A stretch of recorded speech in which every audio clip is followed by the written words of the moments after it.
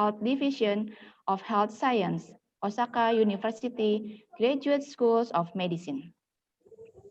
The Honorable Vice Director 1, 2, and 3, Jakarta 3 Health Polytechnic, Ministry of Health, and the Honorable Midwives Colleges and all happy webinar participants who have joined with us. Thank you and welcome to our international seminar. Thank you for being virtually present in this seminar.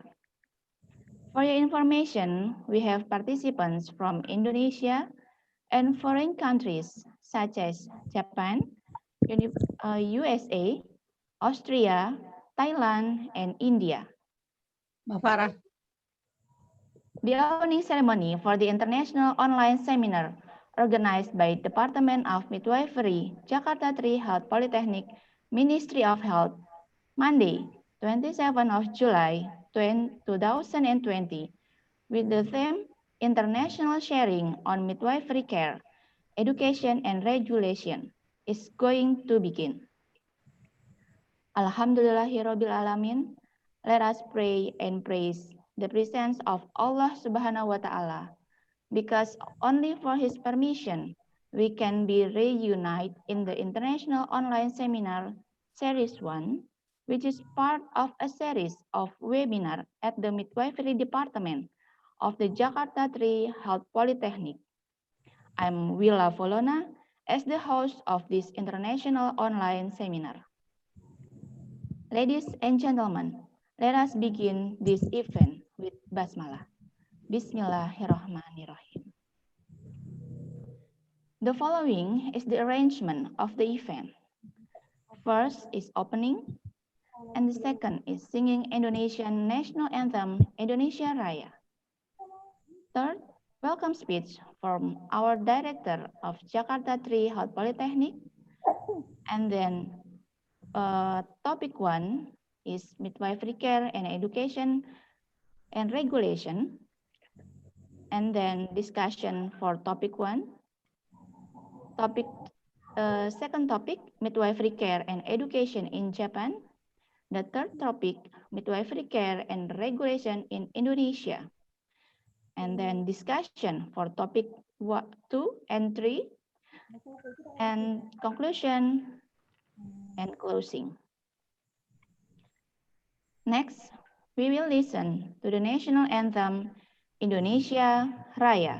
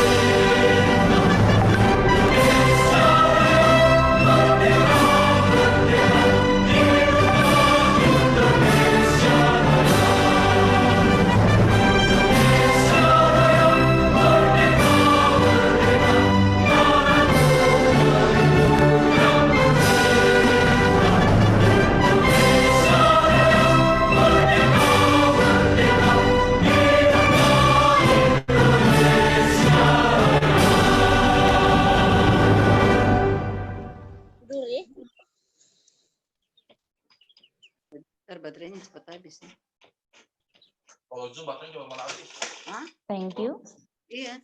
Ladies and gentlemen, for the next agenda, we will listen for the opening speech by the Director of Jakarta 3 Health Polytechnic, Ministry of Health, Ibu Yupi Supartini, SKP, MSc. For Ibu Yupi, the time is yours.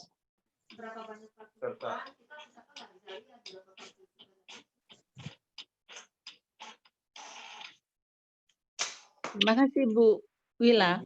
Thank you Bu Wila. Yes, ma'am. Bismillahirrahmanirrahim. Assalamualaikum warahmatullahi wabarakatuh.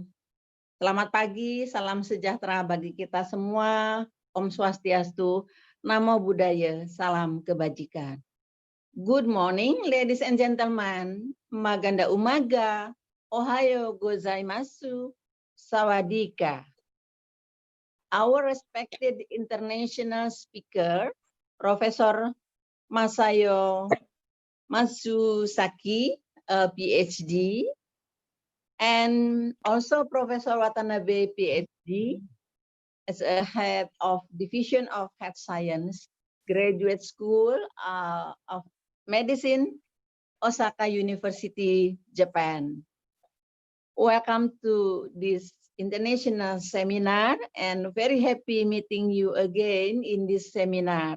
And thank you very much for being a speaker in this international seminar.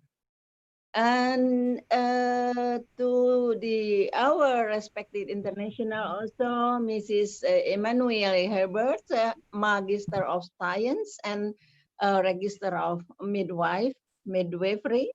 As a professional midwife and ICM, International Central Board of Midwifery, and also she is in the previous period, she is the president of Canadian Association of Midwife. Welcome to this seminar, international, and very happy to have you as an international speaker. Selanjutnya yang terhormat to our respected speaker also, Ibu Emi Nur Jasmi, Magister Kesehatan, Ibu Dr. Emi Nur Jasmi, Magister Kesehatan. Mungkin ini sudah tidak asing lagi untuk teman-teman peserta seluruh Indonesia. Tidak ada yang tidak kenal Ibu Emi selaku Ketua IBI, Head of Indonesian Midwifery Association. Terima kasih Ibu Emi atas kesediaannya menjadi pembicara. Thank you for the availability to be a speaker in this international seminar. Also to Ibu Gita Nirmalasari, MCAS, as a moderator for this international seminar. Ibu Gita is our lecturer in Midwifery School in Poltekkes Jakarta 3. Now she is a candidate of doctor in Osaka University, Japan. So welcome Ibu Gita. Very happy meeting you here in although only on virtual seminar. Yang saya hormati seluruh jajaran manajemen Poltekkes Kemenkes Jakarta 3, Vice Director 1, 2, and 3, dan juga kepada kepala bagian akademik dan umum dan para kepala subbagian, para kepala pusat di lingkungan Poltekkes Kemenkes Jakarta 3, ketua jurusan kebidanan dan semua jajarannya, Head of Midwifery School and all the management staff, juga kepada seluruh panitia seminar yang saya banggakan, the committee of this international seminar, and also all the participants for this international seminar. First of all, I would like to thank God for His Almighty, and to all the attendants of participants in this seminar, and your willingness to be an active participant and share your knowledge and experiences, discuss some important issues related on the midwifery care, education, and regulation. This seminar held by Midwifery School, held Polytechnic of Jakarta 3 as an international seminar series 1. So for the participant, please come to the next further series of international seminar. I am happy to inform you all, besides from Indonesia, the participant also comes from Japan, Philippines, and Thailand. So welcome for all the participants abroad to this seminar. Please forgive me that since the participants are mostly from Indonesia, so I would like to speak mostly in bahasa. Ibu dan Bapak yang saya hormati, pertama-tama marilah kita panjatkan puji syukur kehadirat Allah Subhanahu wa Ta'ala, karena atas rahmat dan karunia-Nya juga kita semua dapat hadir bersama pada acara seminar internasional yang dilaksanakan oleh Poltekkes Kemenkes Jakarta 3, khususnya jurusan kebidanan, yang mengambil tema International Sharing on Midwifery Care, Education, and Regulation. Atas nama seluruh sivitas akademika Poltekkes Kemenkes Jakarta 3 dan juga atas nama panitia, saya mengucapkan selamat datang dan terima kasih atas kehadiran Bapak Ibu sekalian dan juga mungkin adik-adik mahasiswa pada seminar kali ini.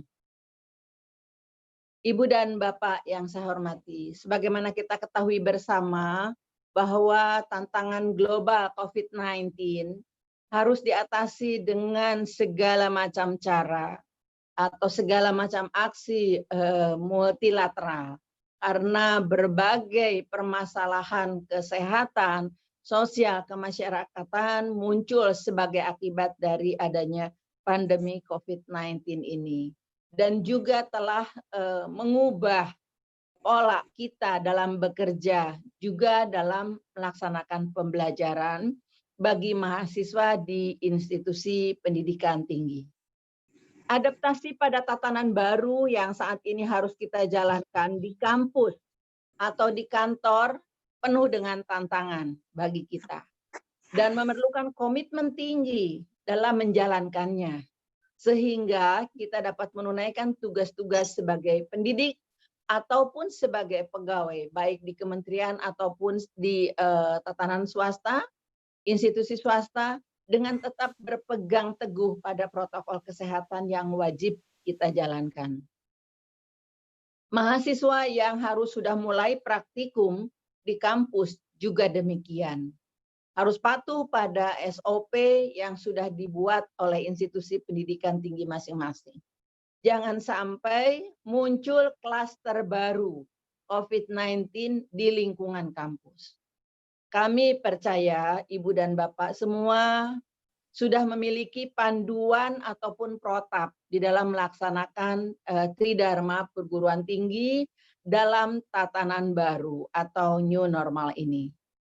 Demikian pula bagi teman-teman bidan yang khususnya bekerja di tatanan pelayanan kesehatan dan memberikan asuhan langsung kepada klien.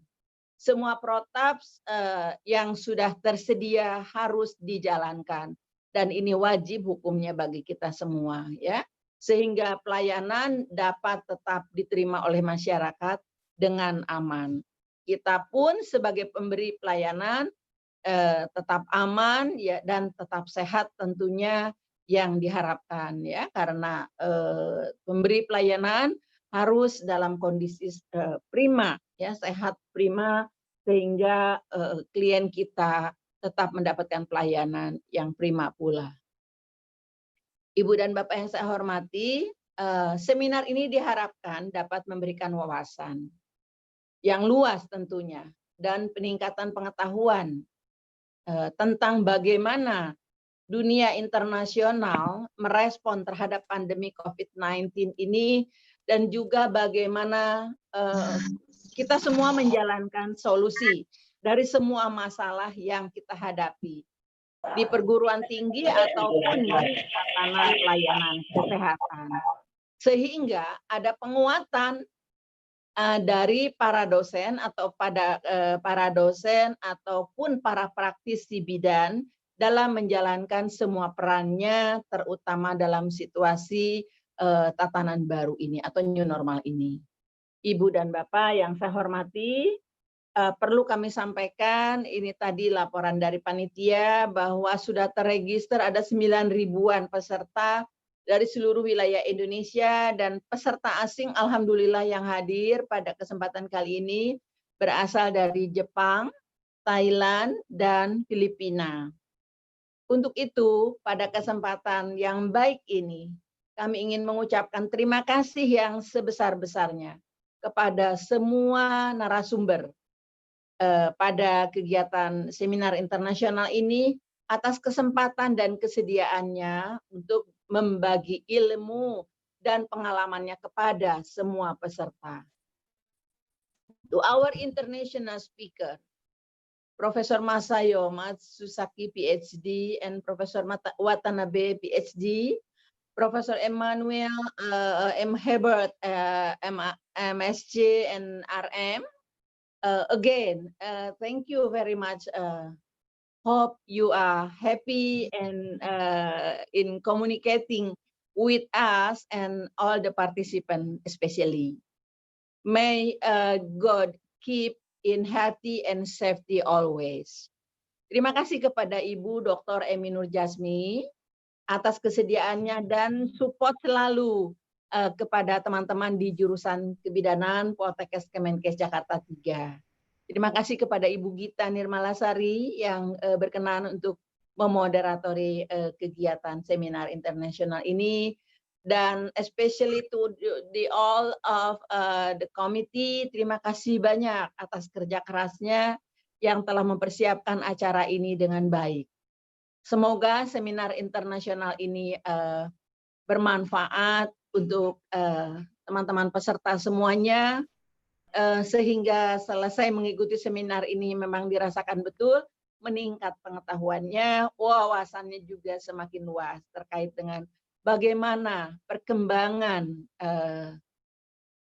layanan kebidanan ataupun perkembangan terkait dengan pendidikan, isu-isu pendidikan dan regulasi yang terkait dengan pelayanan kebidanan. Selamat mengikuti international seminar. Semoga kita semuanya tetap dalam keadaan sehat. Keep healthy, keep safety to all of us. Demikian, Ibu dan Bapak, teman-teman semuanya, mari sama-sama kita buka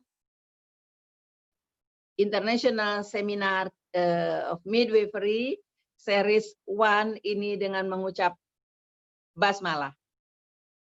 Bismillahirrahmanirrahim. Semoga Allah Subhanahu wa Ta'ala meridhoi dan memberkati langkah kita dalam melaksanakan semua upaya baik ini. Dan terima kasih sekali lagi atas perhatian dan dukungannya penuh pada kegiatan internasional seminar ini.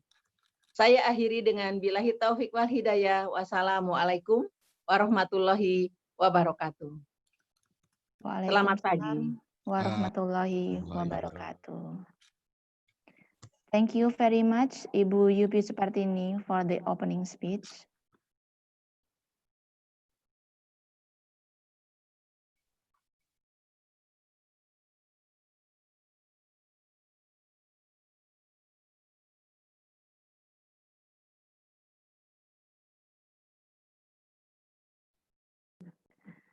Ladies and gentlemen, the opening ceremony of the International Online Seminar of Jakarta 3 Health Polytechnic Ministry of Health, the Midwifery Department has finished, and the event has been opened directly by the Director of Health Polytechnic Jakarta 3.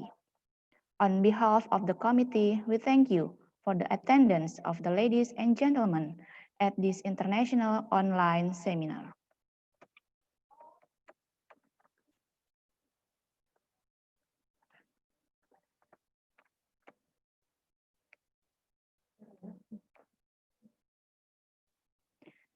Before we enter the main event, which is the presentation of material from our speakers today, allow me to read the rules of the activities of the International Online Seminar.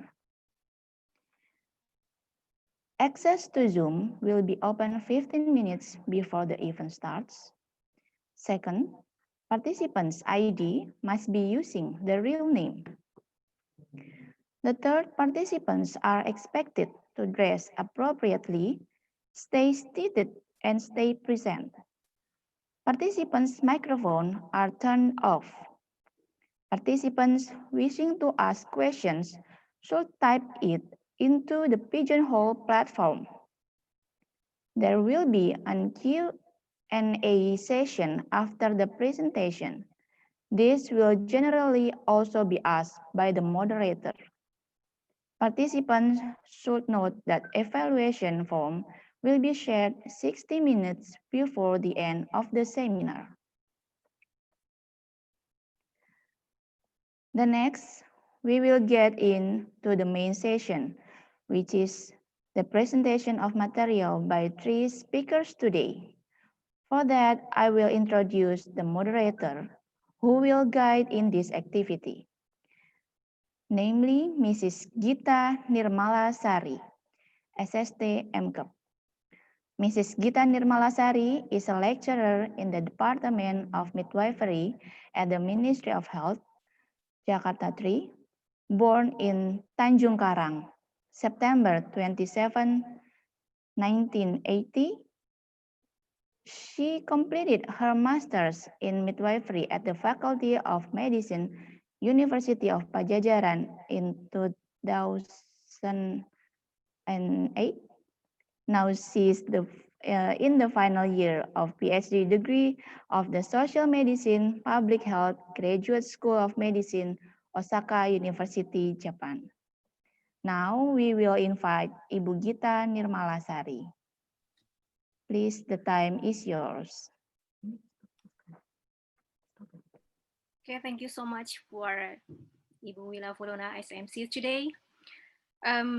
The Honorable Director of Health, Polytechnic Ministry of Health of Jakarta 3, Vice Director 1, 2, and 3, Health Polytechnic Jakarta 3, Head of Department of Midwifery, Health Polytechnic Jakarta 3, and all management staff and all of the later, and the Honorable, all of our speaker today, and the webinar executive committee, and all happy webinar participants.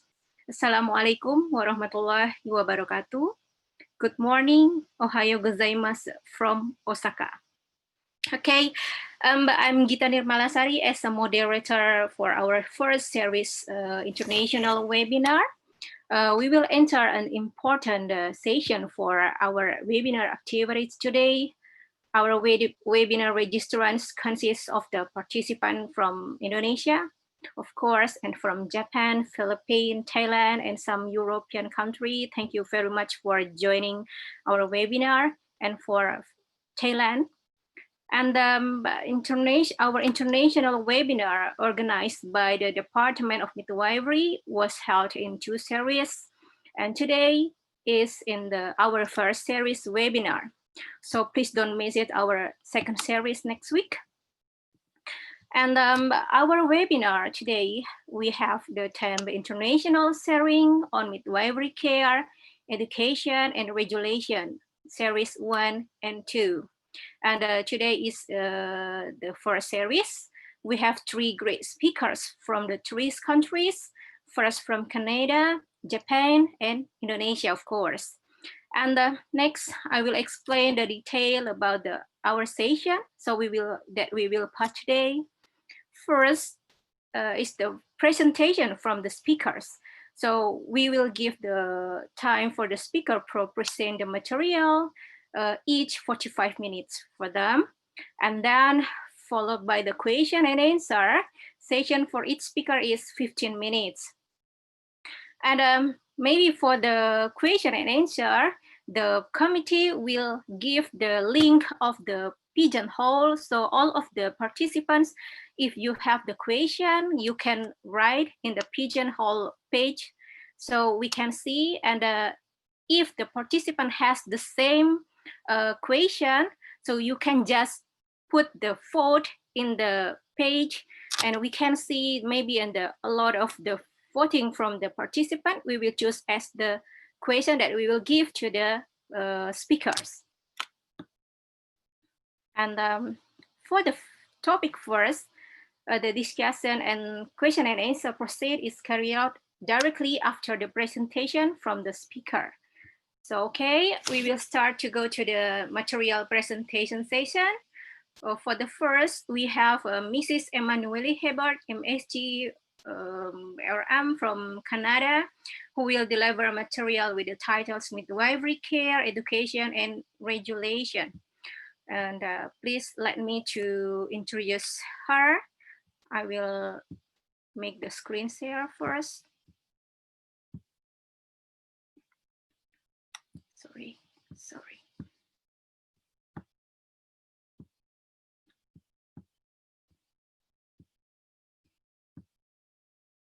Oops. Great.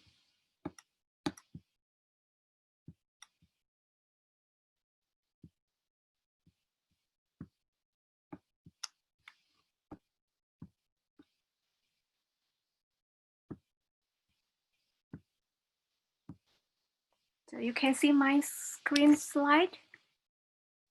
Yes. Okay, so I will introduce Mrs. Emmanuelle Hebert. She is a midwife, and she was a midwife professor at University de Quebec, Trois Rivières, maybe it's difficult to pronounce, from 2008 to 2020. And the Canadian Association of Midwife Residents from 2014 to 2016.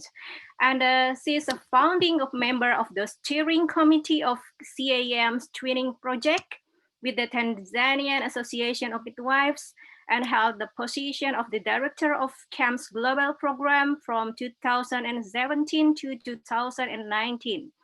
And she is the representative of North America and the Caribbean on the ICM board of director from 2017 to 2020. So, hello, Mrs. Emmanuelle.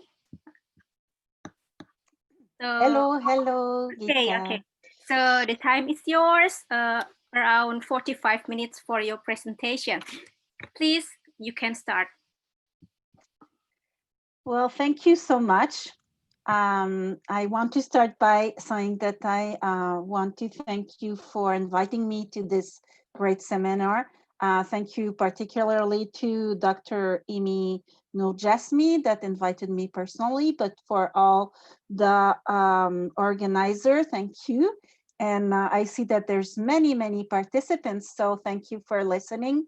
And I hope that there will be some new things you can learn and maybe good discussion after.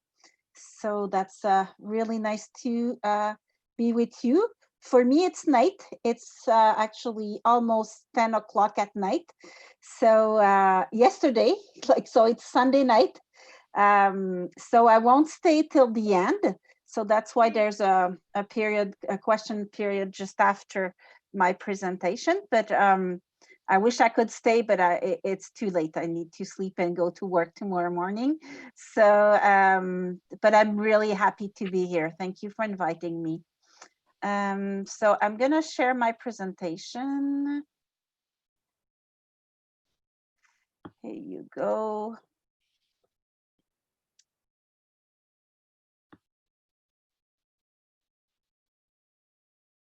Okay, can you still see it? Okay, that's very good. Okay, great. So I will talk about midwifery care, education, and regulation today, but mostly from Canada perspective, because this is where I come from. So what we will see today is, of course, a little introduction about Canada, but and we'll talk about the midwifery scope of practice in Canada and the 7 core principles of midwifery care, or what we call the midwifery care model in Canada, the education for midwives in Canada, legislation, and issues facing midwifery in Canada. And of course, we will celebrate a bit our successes.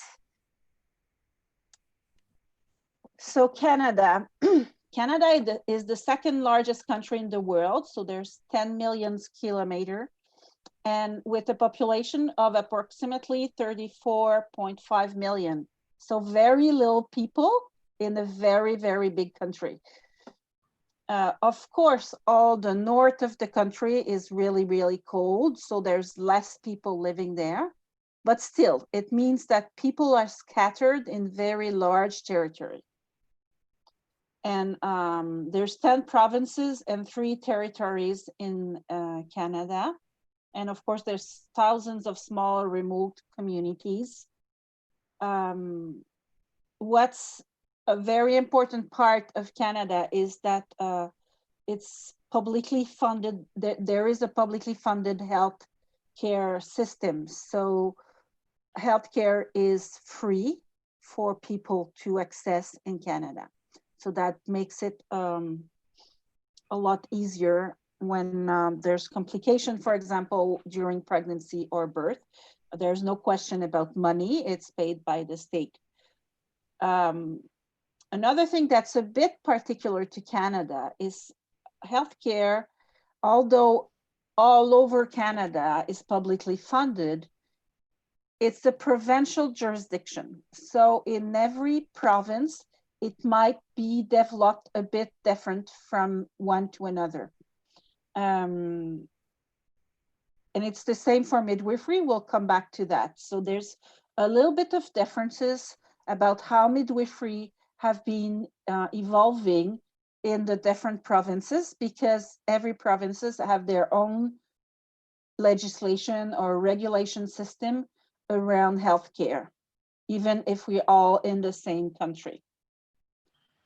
And then the First Nation, the Aboriginal people, reserves are under the federal jurisdiction, so under the Canadian jurisdiction.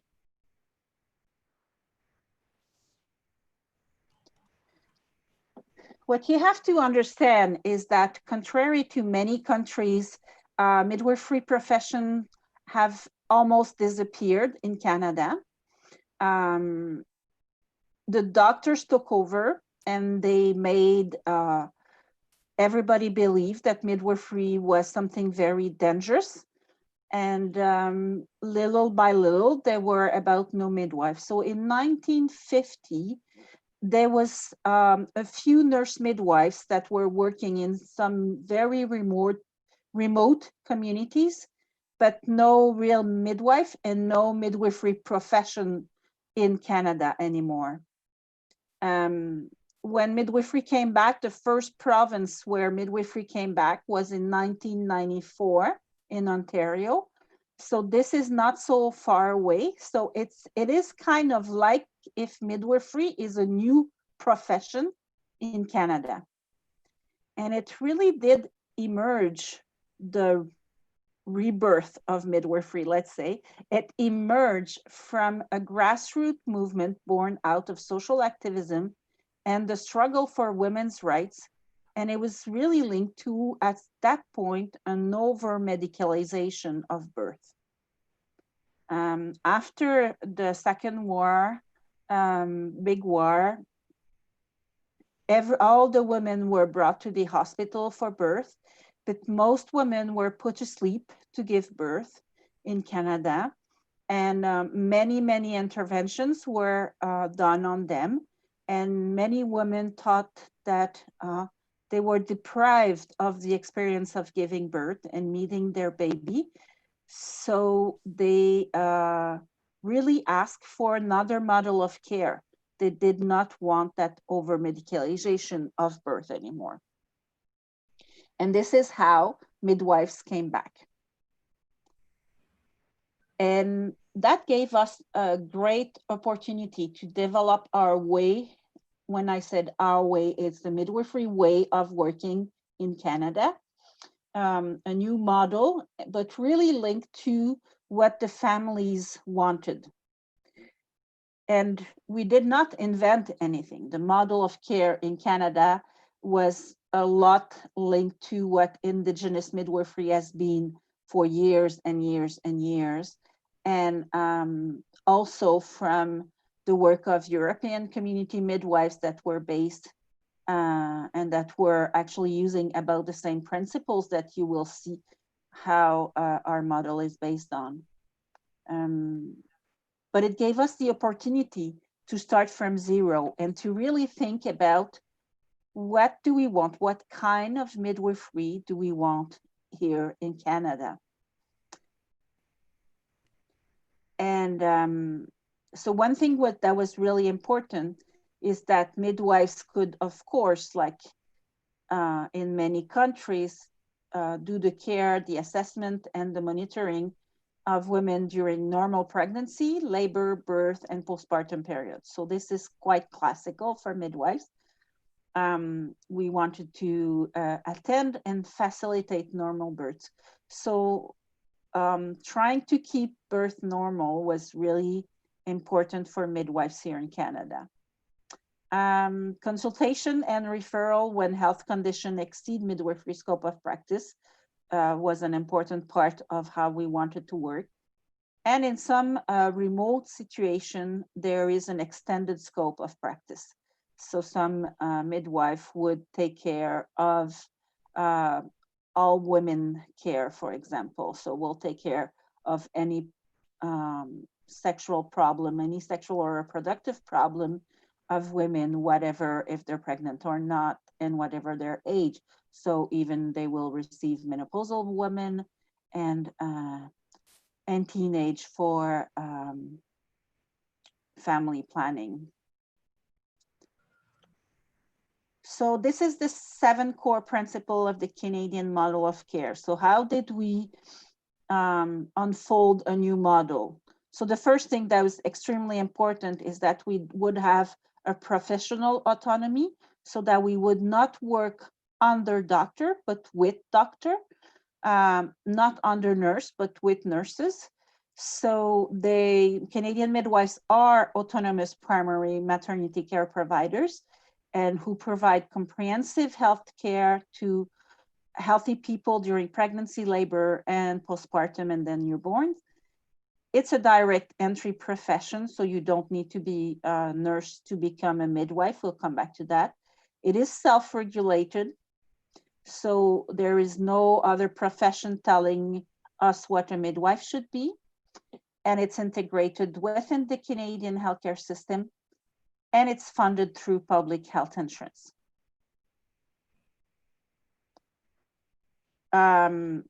And midwives, they work from in-home, in hospital, in community setting, including maternity centers and birth centers. They access emergency services as needed. And when it's available, where it's available, midwives have hospital privilege for the admission of clients and their newborns, a little bit like doctors. Partnership. And this is really central, and this is really come from what the families have asked in Canada, is that they wanted a partnership between midwives and the pregnant women, the pregnant people. So midwives do engage in a non-authoritarian and supportive partnership with individuals and recognize the intimate client care provider relationship as integral to the provision of care that is responsive to the unique cultural values, beliefs, needs, and life experience of each client. So the relationship between the midwives and their client is central. And research has shown that culturally safe care for Aboriginal families increases positive health outcome for the individuals and their communities. So it's not only for the individuals. Continuity of care providers. That's another very important part. So first, there's the relationship in the center. There's an autonomous profession, the relationship in the center, and then the continuity of care providers. So what the family in Canada ask for is having the same care provider, the same health professional throughout pregnancy, birth, and postpartum. So this became really the central part of the model of care of how midwives work in Canada, is that they do complete course of care. This is how we call it. So women come during their pregnancy and they meet a very small team of midwives, either 2 or 3, and that will provide care throughout pregnancy, labor, and the postpartum period. And during the visit, there's sufficient time to engage meaningful dialogue and ongoing health assessment, and opportunity for building a relationship of trust and to facilitate informed choice discussion. So the presence of a known and trusted caregiver during the birth experience enhances client safety and satisfaction. And it's really highly valued by the clients, the people that come to seek midwifery care. It's knowing the people. It's the same people that are there during pregnancy, that will be there to the birth, and that will be there for the postpartum. But that means that the midwives are on call for the birth, because you all know that we don't decide when the baby is coming. So because they are not working on shift on hospital, they're working on call for caseload of clients, of families. So that means that they carry a pager, and sometimes they will run for birth. Informed choice. So midwives really believe that the families, the women that are pregnant, the people that are pregnant can make choices for themselves, and that they're the expert of their own health. Of course, the midwives studied and are the expert of knowing what is a normal pregnancy, what is a normal birth, and many of the complications and what to do and all that. That's the knowledge. So the midwife comes to the table with her bag, with her knowledge and her experience as a midwife.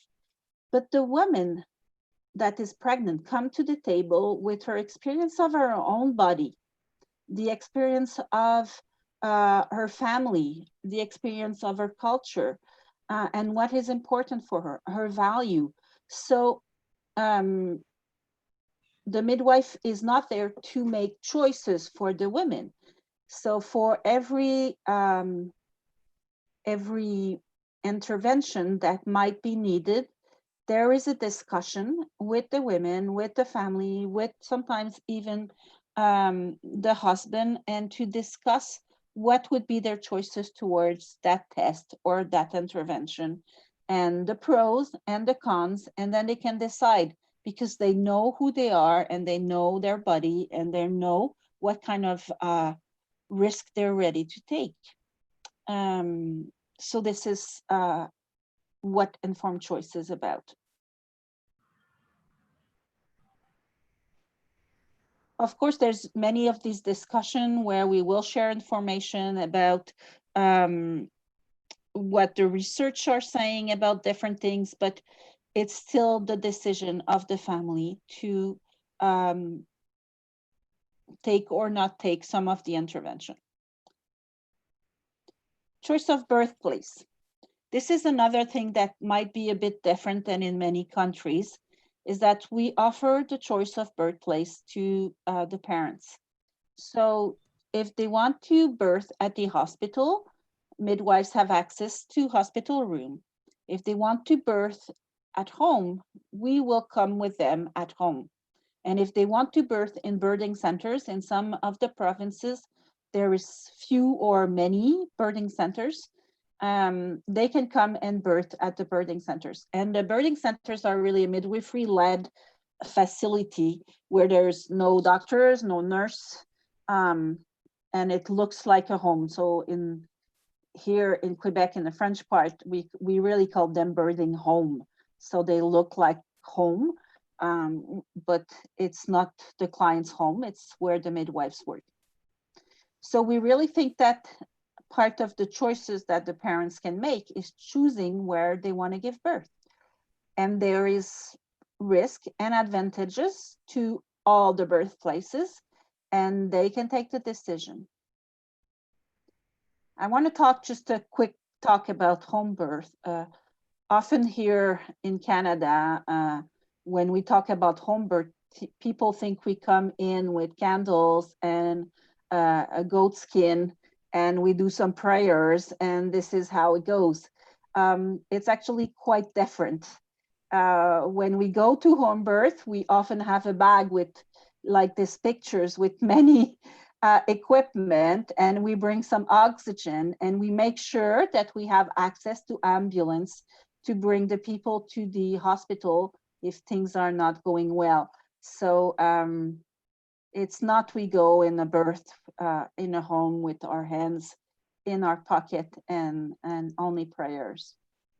So a home birth needs to be planned. We need to have the equipment. We need to have the link with an ambulance and a hospital.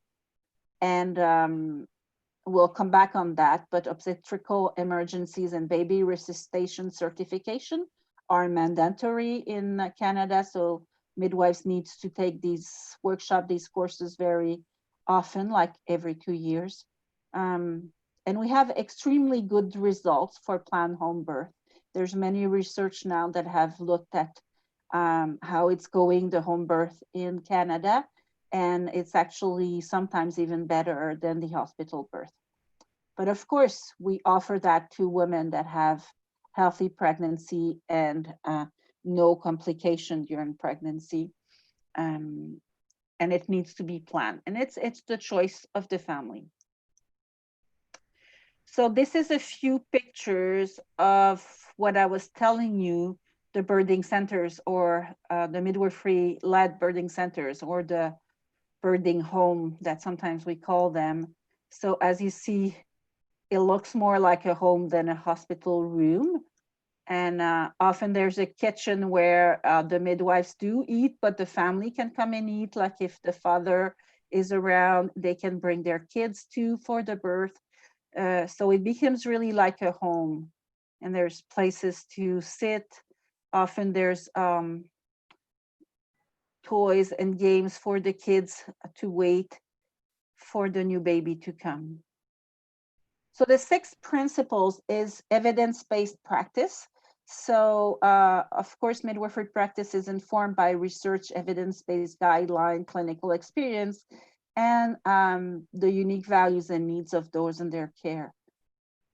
Aboriginal communities value the cultural knowledge that has been passed down orally and experientially through generation of midwifery care, and use this knowledge in practice for optimal birth outcomes. And that works really good too. Of course, even if we're autonomous profession, it doesn't need that we work in silo. So yes, we work in collaboration with other healthcare professionals as needed. And where it meets the unique needs of a specific community, population, or geographical area, midwives may work collaboratively within creative interdisciplinary model of practice.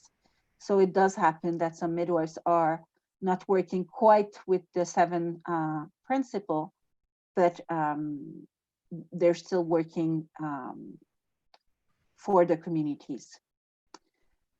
So just to resume really fast, midwives in Canada are doing full course of care. So they're present during prenatal, during the birth, and during the postnatal. They are a very small team of the same midwife working with one family during this period so that there's continuity of care. The relationship is central to the care and informed choice, and the choice of birthplace is also central.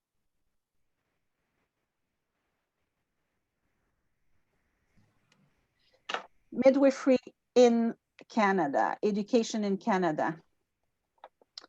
The midwifery education program is 4-year direct entry health science baccalaureate program right now. It's the same, all about the same, with some little differences here and there, but across Canada. And the decision was taken to bring direct entry education program in Canada because it really values a variety of educational and clinical backgrounds. So, sorry, it's not only nurses. And there are 7 midwifery education programs available in Canada. There's 1 bilingual at the Laurentian University and 1 French program at l'Université du Québec at Trois-Rivières. So this is where I was working till very recently as a professor. So 4 years, 132 credit, 9 semester. There is 3 semesters of on-campus theory courses, the first year and the fall semester of the 3rd year. And the rest of the time, the students come for very short periods of time at the university, and otherwise they're in clinical placement. So there's more than 2,000 hours of clinical placement in the education program. And the core, the heart of this education program, so it's the clinical placement linked with situation-based learning. And of course, there's many practical laboratory too. As you all know, in education, it's always better when we are teaching especially clinical skills, like, I don't know, starting an intravenous, for example, that the students can work with the material on mannequins before they try on human. It's just ethically better. So yes, we have many hours of working with mannequins in the program. So the education program is based on solid theoretical foundation, and it's anchored in practice. The focus, of course, we focus on developing all the competencies, and the competencies are the same as the one that have been developed by the International Confederation of Midwives. And if you haven't seen the new documents about the midwifery competencies, I would really recommend you to go and look at them, because they're very clear, and it's very interesting to see everything that what a midwife does. But one of the focus on, of course, we have a focus on the competencies, but the focus is on the development of clinical judgment and interpersonal skills. And this is really linked to our very particular model of care. When you work at home with a very small team of people, you need to have a very clear clinical judgment to decide at the right time that it's time to go to the hospital, that this birth might become an emergency before the emergency. So we really worked hard with the students so that they develop that clinical judgment. And because the relationship and the informed choice process is really central to the way we are working with women and family, interpersonal skills become extremely important. And we put a lot of emphasis so that our students are developing that. So, ability to develop a positive relationship with the family. So these are still skills that we want the students to develop. Effective communication. If you want to discuss one intervention, you want to make sure that your communication is effective, that you communicate well what the research is saying, that you have a good discussion with the pros and the cons on this intervention with the family. The development of critical thinking and clinical judgment, extremely important. And the way we are working will come to the problem-based, well, we call it situation-based education, but it makes the student really autonomous to research for updates. And we all know that things are changing sometimes very fast in sciences, and that an intervention that was fine 5 years ago might not be good through research now. So we want the students to be able to stay autonomous once they graduate, to look and stay on, up to date to what's good and what's not so good, and to be able to discuss that with their client. So what is situation-based learning? So situation-based learning is derived from problem-based learning. Why we don't call it problem-based learning is that when a woman is pregnant, it's not always problems. It's often just a normal situation. So we like to call it situation-based learning. But the idea behind situation-based learning is that every week in small groups, the students will meet and have a new story, kind of a short story of a woman that is pregnant. And then within the small group, they will try to make linked with all the theory they have learned before and the experience they have in the clinical placement to discuss what they would do with that person. So would they transfer? What kind of explanation they would give to the person? What kind of discussion they would have with the husband? What kind of discussion they would have with their team of midwife?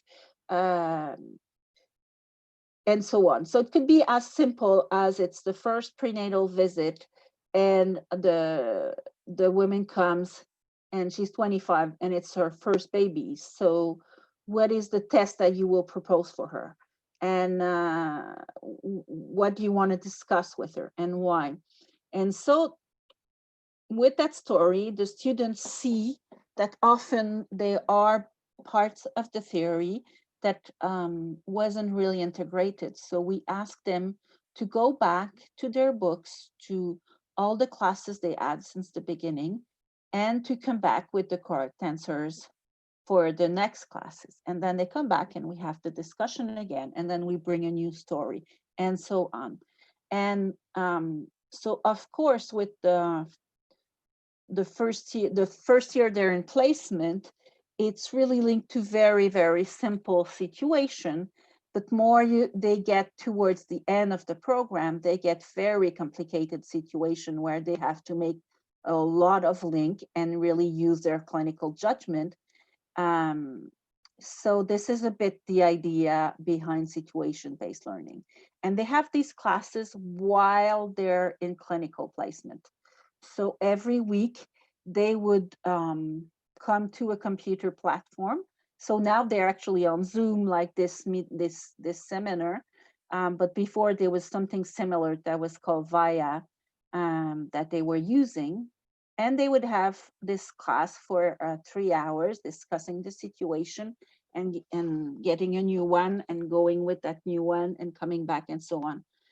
So it really helps to link the theoretical knowledge and practice and what they see in practical. And of course, it's completely in core in the Canadian practice. And there's opportunity to address professional, personal, and ethical issue also in those discussions.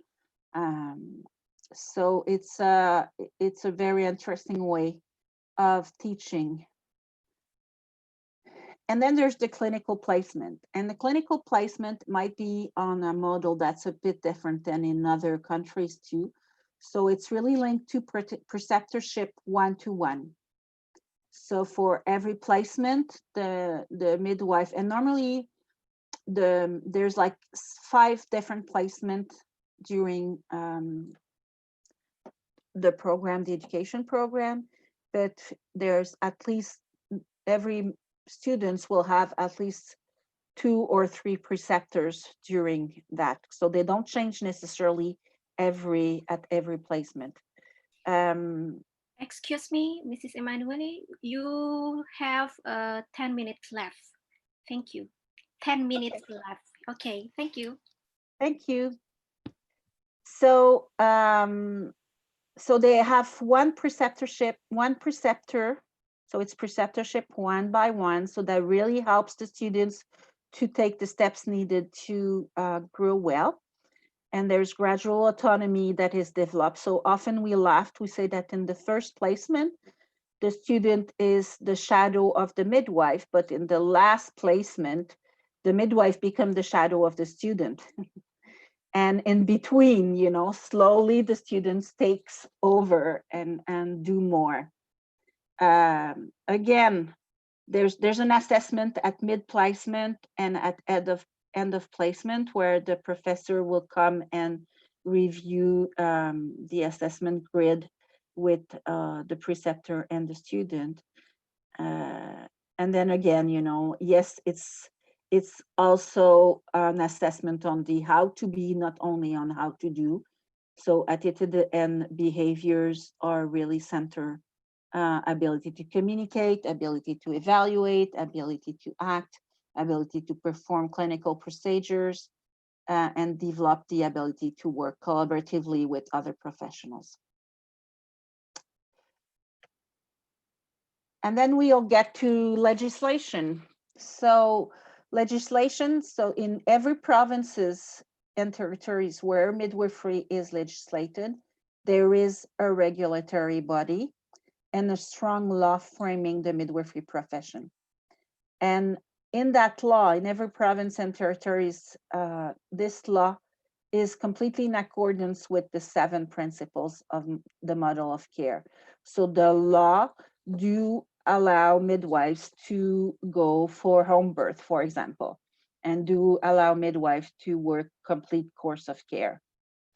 And of course, it protects the title midwife and ensure that the public is protected through that, so that only midwives that have been through a good education program, recognized education program, could be called midwife, and midwives that do their continuous education also, and midwives that have no lawsuit against them and that pay their due to that regulatory body every year. Continuous education is mandatory. I've told you that before. Midwives are required to do a certain number of hours of continuous education every year. It's a bit different from province to province, but one thing that is the same on all province is that they have to do, all the midwives are required to do an accredited emergency skills and baby resuscitation workshop every second year, so that they're extremely good when they encounter an emergency to react properly. Remember, they work often at home, not all the time, but often at home with very little, small team, you know, without the big team you can get in a hospital.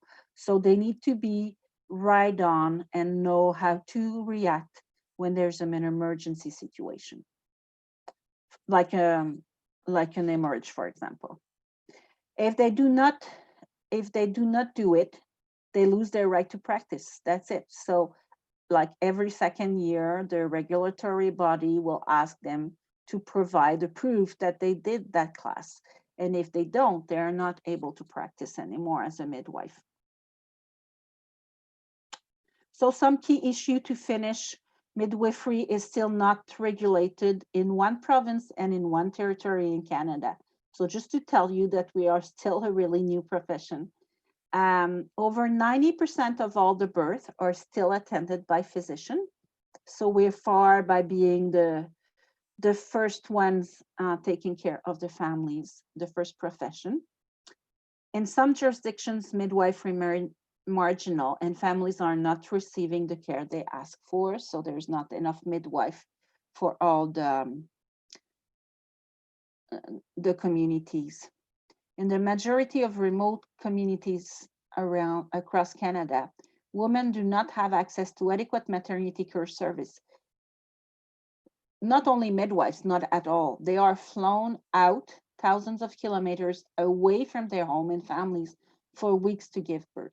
So often they are flown around 37 weeks and they stay a week or two after the birth. So that means that sometimes they are away from their family for 5 weeks, alone in a city, in a hospital, where sometimes they don't even speak their language. And Aboriginal women and their infants have a 2 to 4 times higher morbidity and mortality rate than the average Canadian.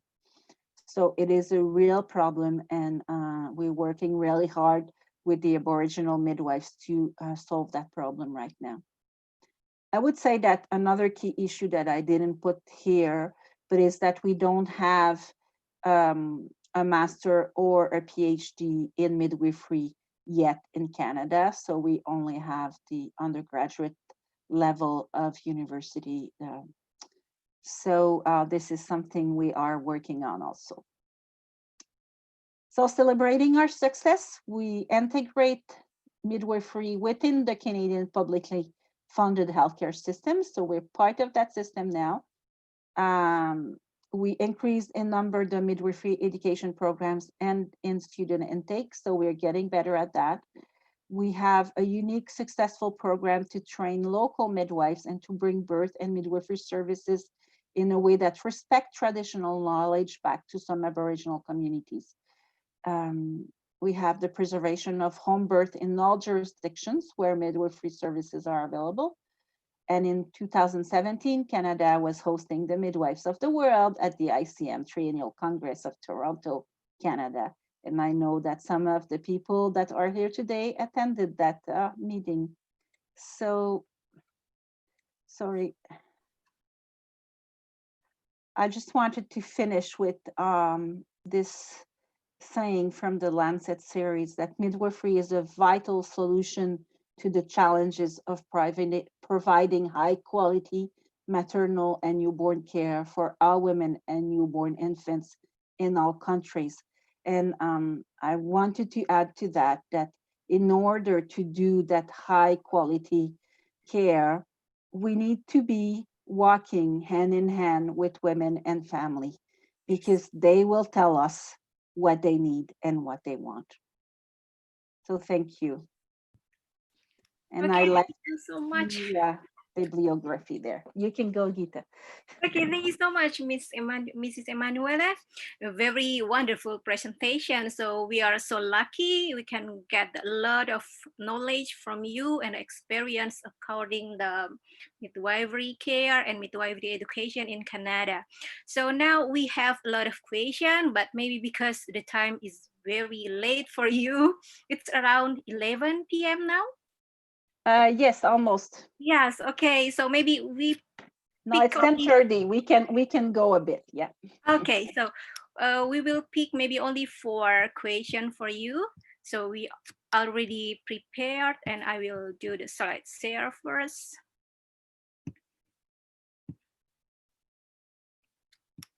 Sorry, Luis. Okay, you can see my slide. Yes. Okay, this is the third verse of the question. So first, you can see the slide. So I can read Yes. for the audience.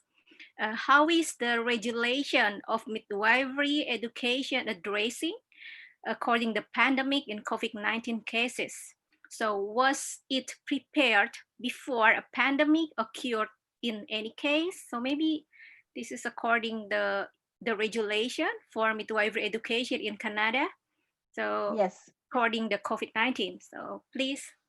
So the second part of the question is that, was it prepared? No. Yeah, was it prepared? So I don't think many countries were prepared to Yes. face the pandemic, right? Yes, so no, right. we were not prepared. There was a lot of things going on, and there is still a lot of things going on around the pandemic. The midwife in many, actually, it helped the visibility for midwives, because the hospitals were so busy and kind of more, I would say, dangerous, because there was more viruses in the hospital, that many women decided that they wanted to give birth at home or in the midwifery-led birthing centers. So midwives had to take more clients, more people in their care, and they also gave a help at the healthcare system to do some prenatal classes and postnatal visits for the nurses that were overwhelmed with the COVID. So they were working really hard.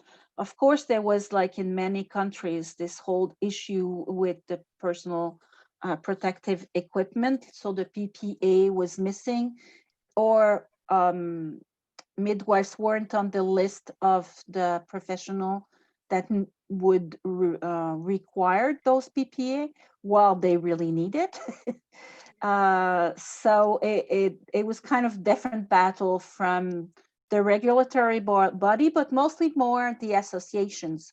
So the associations of midwives really fought for the right of the midwives to be well deserved with the PPA, to have some extra money for the extra hours they were giving. But it was battles. It was not easy. Yeah. Yes. So maybe it's raise another question. So you tell in your presentation about the midwifery home birth? So in the during pandemic in COVID-19, so it's still a cure. So the midwife still can help the labor process in the mother home or not? Yes, in general, yes. I would say it would depend. In some provinces, at some point, the midwives were too busy and they decided to bring all the birth to the midwifery-led birth centers, where they could control the cleanness, the asepsia in the birthing centers better than at home. But in many, actually, it was more dangerous for the midwives to go home than for the women to stay home. So the midwives would wear full PPE to go for home birth, and would discard this PPE coming out of it and coming out of the house of the women, and would try to go for birth that were well started, so not so much at the beginning of the birth. But it brought a lot of difficulty, of course. How Yes. do you do that? What's proper? And when you're so used to be in a very close relationship with people during their birth, how do you to be able to still touch but the people, but protect yourself and protect the other clients that you will see after too? So it's been a lot of puzzle. But yes, there still have been home birth. Yes. Okay, thank you so much. So we will move to the second question. Have you ever heard some barriers and fears from midwifery students during they learn about pregnancy, labor, and postpartum period? If you do not mind, they said, please sharing to us, and what is your solution? That's an extremely interesting Very good question. question. Yes, of course. But because we are still a very new profession, and there's we choose our students, we are still not taking anybody that wants to be a midwife. We choose our students carefully. I would say that the fear would come a little later, not necessarily at the beginning of their process, but once they've seen a few emergencies, for example, or something that turned bad during their process to become a midwife, then they would develop this fear. And I think the idea is, and this is where it is really helpful to have a preceptor one-on-one, because the midwife that is the preceptor of that student can do a lot of debrief with that person. but can also call the professor and say, oh, that midwifery students just went through something that she found very hard. So maybe the professor should also debrief with the students and find ways to make things feel better. Yeah. One thing that we do that we really try to do very hard is to we put normal birth at the center of the program, well, at the beginning of the program. And we really want the students to become expert in normal. And because we have so many births outside of the hospital protocols, we have many, many normal pregnancy and birth. And because we try not to touch too much of the fragile process of pregnancy and birth. And so students also have many beautiful images in their head, even when there's something wrong that is happening. So we are working with them very hard to bring those back in front, you know, that like most births are doing fine. And then, yes, they can be some problems, and some people cannot deal with that, and it's okay also, and maybe they should not become midwives, because you need that strength to be a midwife. Yes, of course. So yes, we need a lot of experience to do that, right? So Yeah. Okay, we will continue for the third question. How is about midwifery autonomy in hospital in Canada? Which kind of care could midwife do in hospital? In Indonesia, they said maybe it's just the opinion from her, but we don't know. Autonomy midwife in hospital almost disappear. Midwife only can work in labor room.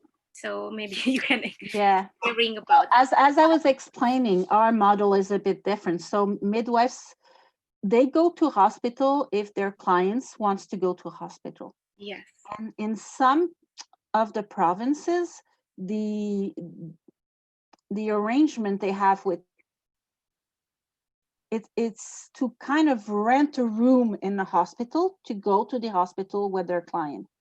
So they have nothing to do really with the nurses or the doctors unless they transfer care, you know. So they have full autonomy. And in some other hospital, they have what they call privilege. So it's really like if they are a doctor coming with a client, and they have full autonomy too when they have privilege. So it's quite different. So, and this is, you know, one of the principles that we really fight for, yes. that we didn't want to work under the doctors. Yes. So we are not hired by the hospital.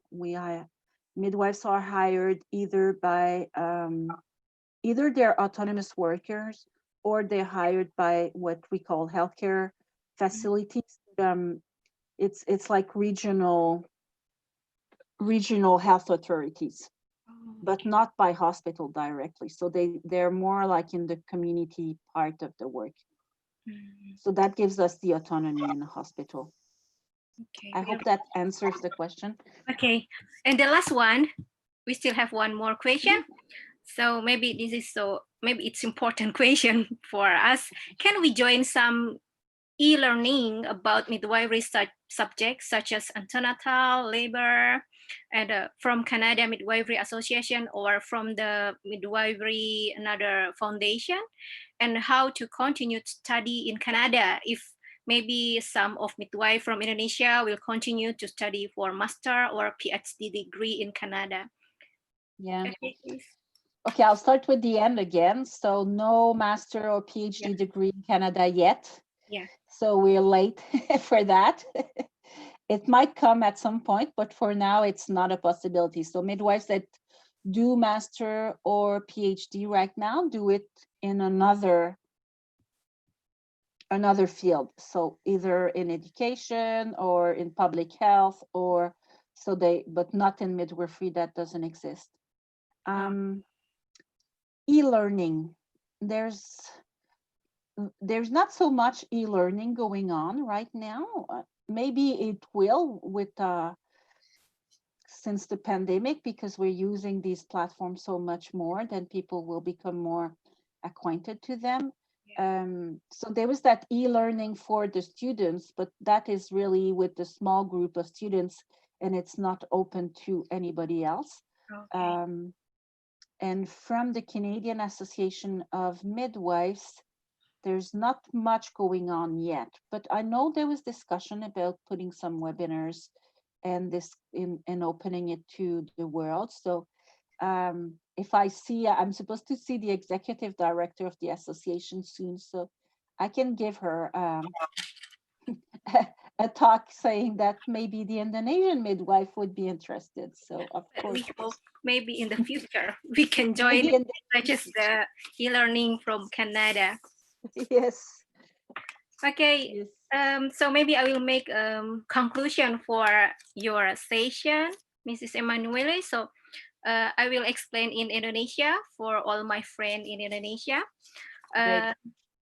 Jadi untuk kesimpulan sesi kita pada hari ini, untuk informasi dari presentasi yang sudah disampaikan untuk pembicara kita pertama, Kanada memiliki scope of practice yang cukup luar biasa, begitu ya. Jadi tadi teman-teman sudah melihat, memang inti dari scope of practice-nya itu mulai dari care assessment, pemberian asuhan, monitoring untuk perempuan dan anak, mulai dari masa kehamilan, persalinan, postpartum untuk kehamilan persalinan normal, dan juga bayi baru lahir. Kemudian selain itu juga untuk bidan di Kanada juga memberikan konsultasi, mungkin tambahan untuk kasus-kasus rujukan yang berhubungan dengan kesehatan perempuan, begitu.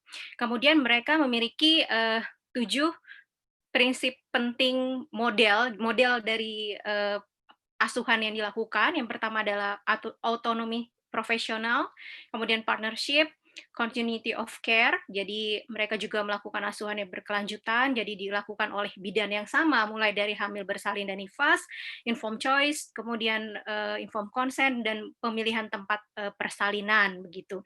Dan teman-teman lihat tadi, mereka untuk melakukan pertolongan persalinan normal juga alat-alat yang mereka bawa itu sangat luar biasa, begitu ya, amazing equipment for the home birth. So, ini mungkin perlu kita contoh ke depannya. Jadi nggak cuma bawa diri saja begitu, tetapi home birth itu bisa tetap dilakukan, persalinan rumah bisa tetap dilakukan. Mungkin jika nanti ke depan kita sudah memiliki maternal mortality yang sudah turun, begitu tidak seperti sekarang dengan persiapan yang lebih matang.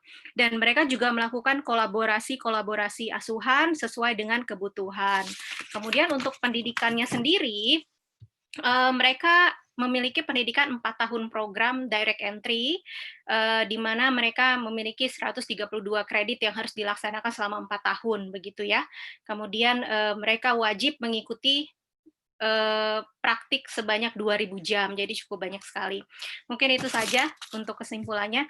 Thank you so much, Mrs. Emmanuelle. We hope we can meet again in the other session, another webinar, and maybe not only in the webinar, we can meet in the face-to-face with you. We are so happy. Thank you so much. And thank you for your time. And thank you for the very wonderful material today.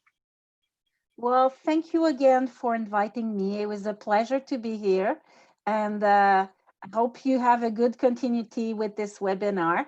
And yes, I hope I can come to Bali soon and maybe visit Jakarta also. So We'll wait you. Take good care. Thank you so much. Bye-bye and take care and keep healthy. You too. Thank you. Thank you, Emmanuelle. Thank you, Amy. Sorry for disturb you. Late night in Okay. Okay, thank you so much for Mrs. Emmanuelle. So we will move to the second speaker. Here we have Professor Masayo Matsuzaki, but for me, I always call her with Masayo Sensei. Maybe it's more closer. Sensei in Japanese is teacher.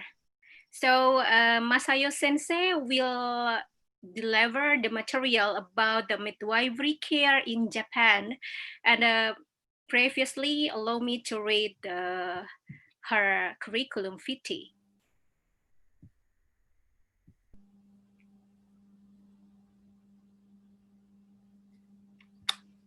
Wait a minute, I need to open my data because maybe I close the presentation PowerPoint. Okay.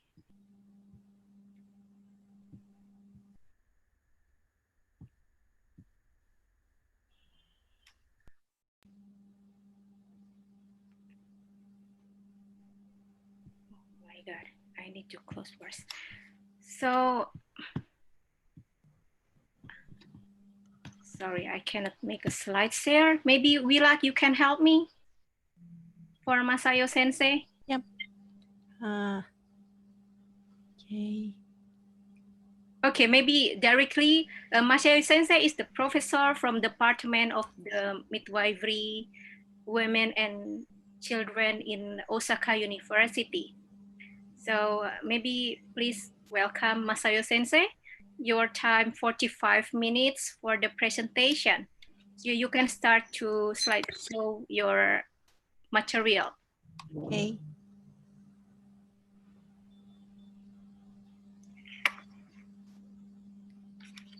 Can you see my slide? Yes, Okay. I can see, Sensei. Thank you so much. We can see your Okay. slide. Thank you very much. It is great honor to be able to speak to you today. Thank you for attending this presentation. My name is Masayo Matsuzaki. I'm a professor in University of Osaka University. I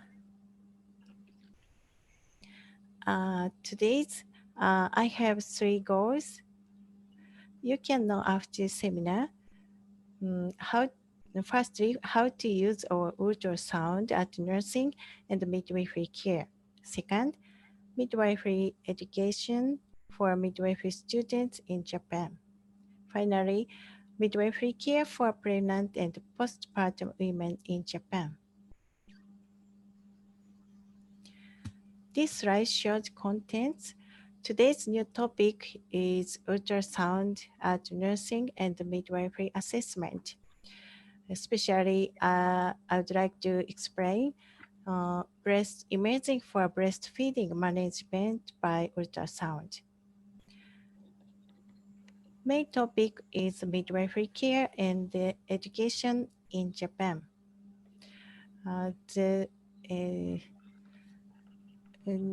Especially current situation of pregnant and postpartum women, and care and education according to case report.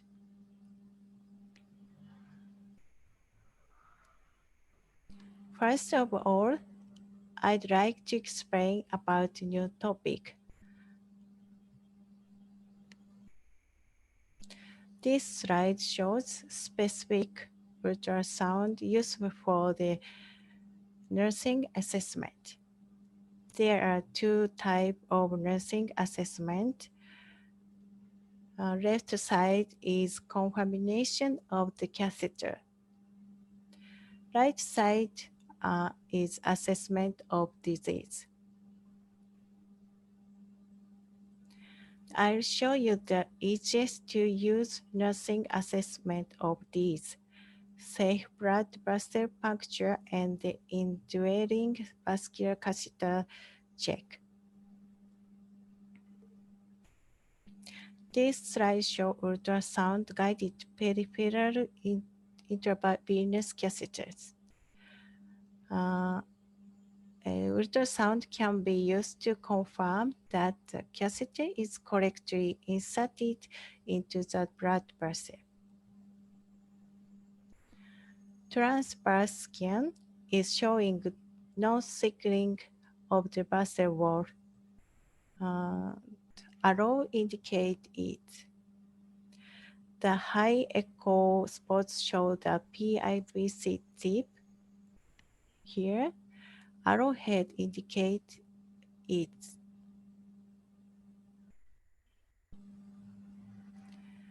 Longitudinal scan is showing smooth vessel wall. Arrow indicate it. And the high echo lines show the PIVC chip. Arrowhead indicates PIVC chip.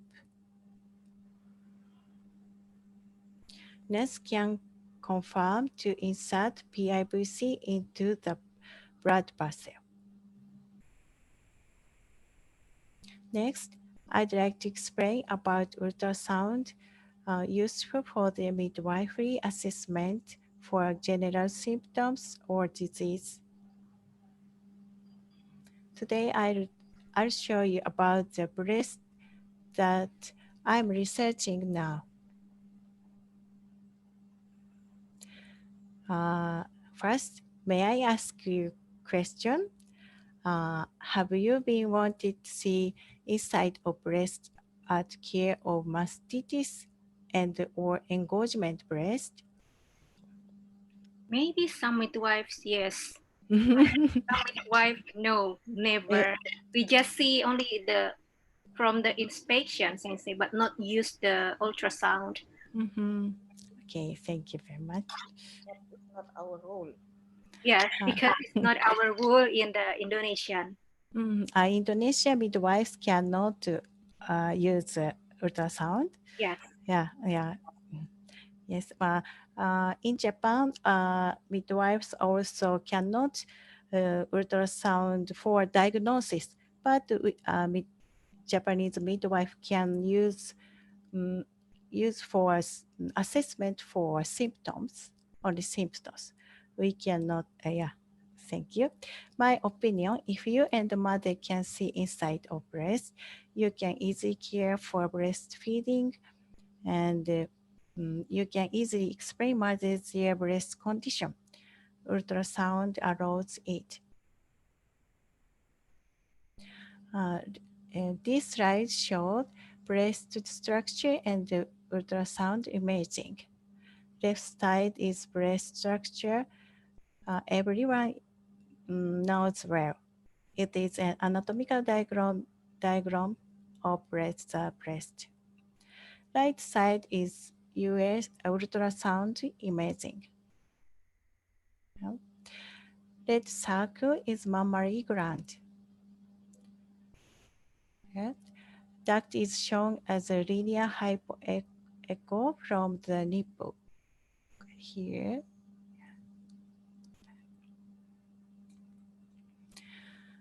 This slide is how to scan with probe. Let me show you movie.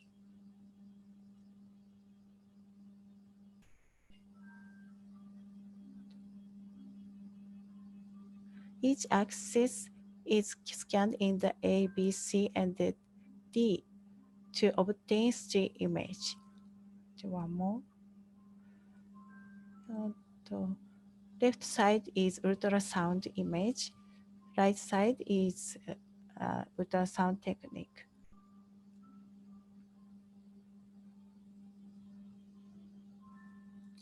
Let me show you case study in my research. Case 1 is a normal pregnant woman.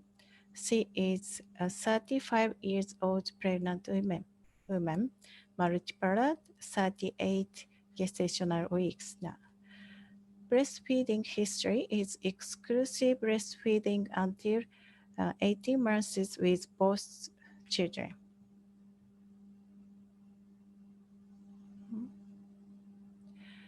Red circle shows mammary gland, and the yellow circle is duct.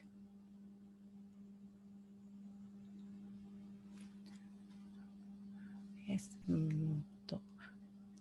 Ultrasound can visualize the dilation of the duct and the thickening of the mammary gland.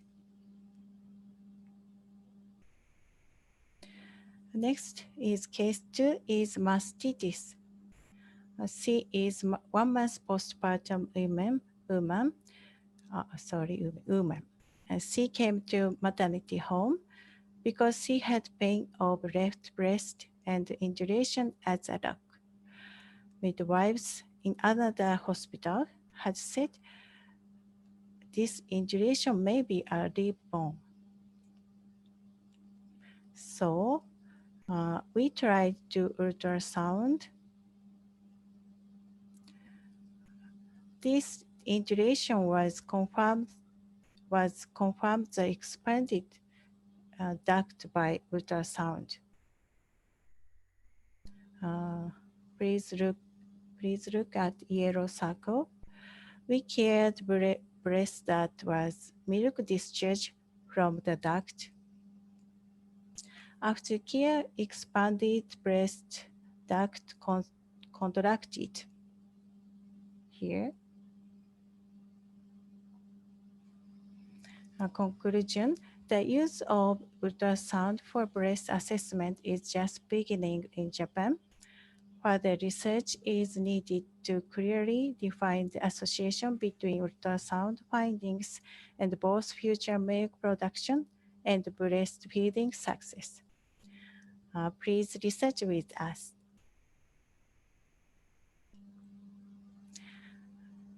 Yep. Next is today's main topic, midwifery care and education in Japan. In Japan, high-risk pregnant women is increasing now because advanced aged maternal women is increasing. Moreover, there are issues of maternal suicide and child abuse. A survey of 357 pregnant women who died during pregnancy or 1 year after delivery in the 2015 to 2016 years revealed that 102 were suicide. Yeah, and child abuse is also increasing year by year now. Because there are not many people to informally support, Japan Society's nuclear family society, ultra-aging society, and the decline birth rate. This slide shows maternal mortality rate in Japan. It is top level in the world. Yeah. This slide shows the perinatal mortality rate in Japan. It is also top level in the world. On the other hand, mean age of marriage among female to 29.4 years old in 2016. And mean age of maternal age of first baby, 30.7 years old in 2016. Maternal advanced age is increasing year by year.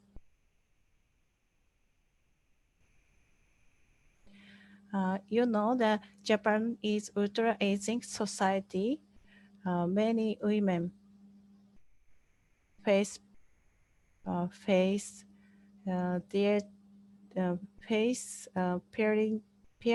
parenting for their child and nursing of their parents.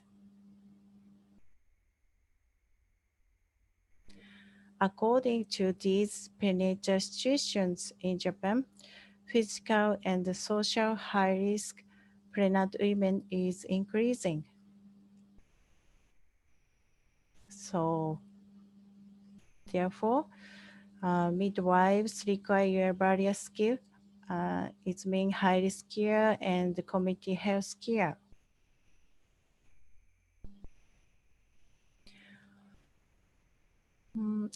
This slide shows is education for midwifery students. Midwifery student in master course acquires 57 credits to get midwife national examination qualification in Osaka University.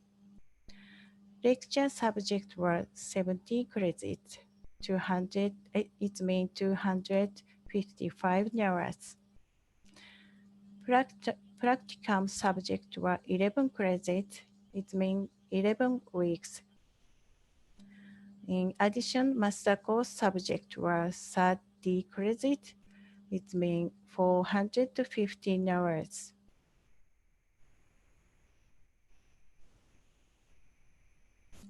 This slide show lecture subject, the contents, teachers, credit.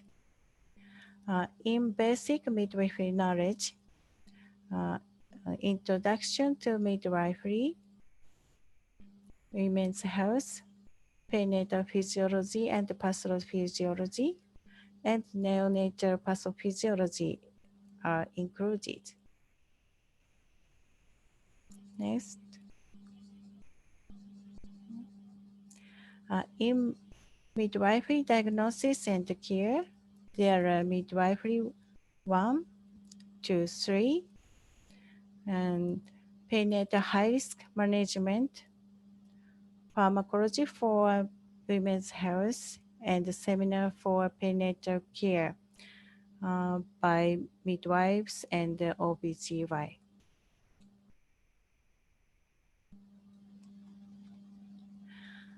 Next is community maternal child. In community maternal child health and administration for midwifery, there were public global maternal and child health and administration for midwifery. This slide show is 5 practicum subjects.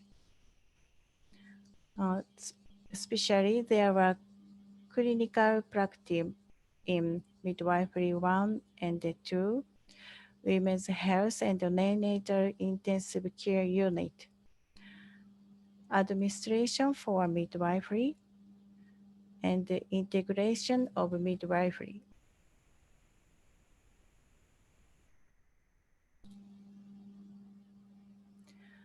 In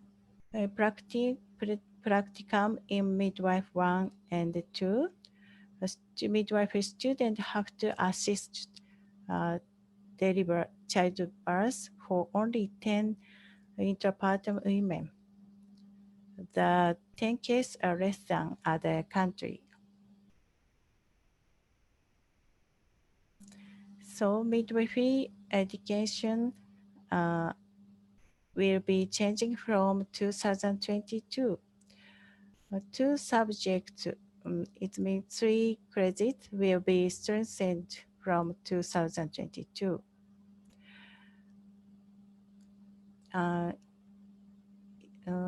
It included community maternal and child health, student-run postpartum care for mother, baby, and their family until 4 months postpartum, and more mental health care skills during pregnancy and postpartum. Student-run how to assess and cure maternal and postpartum depression, cooperation with multi-professionals. Midwifery students have to get 31 credit for midwife national examination qualification from 2022. The Midwifery Education Council pushed this forward.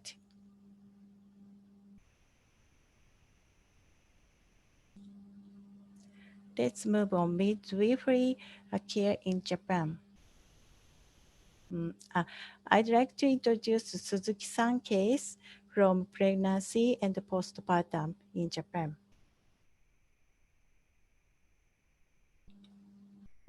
Suzuki-san case, a healthy 23-year-old woman is pregnant for the first time. Suzuki-san is married and lives in Tokyo suburb. Realizing that she is pregnant, she goes to a neighborhood hospital to consult an obstetrician. Obstetrician confirmed the pregnancy and she pays him $64 US. Since pregnancy is not covered by Japan's national health insurance.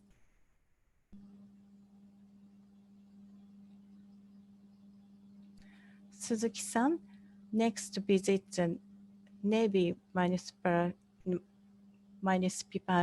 Health Center. She notifies the authorities about her pregnancy and receives the Mother and Child Health Handbook.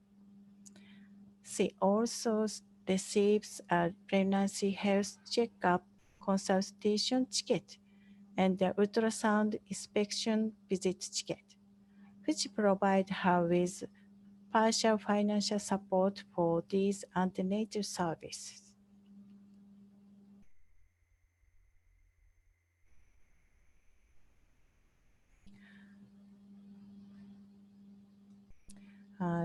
This is Maternal Child Health Handbook.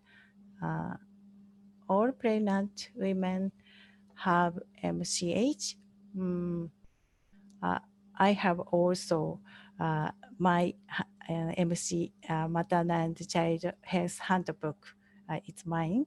So MCH is used to record information from the physician's medical examination and the concerns about the pregnancy, observation about the newborn baby, and ongoing observations about the infant.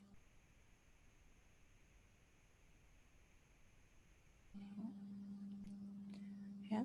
During her pregnancy, Suzuki-san follows a typical schedule of 14 visits for health checkups at her hospitals.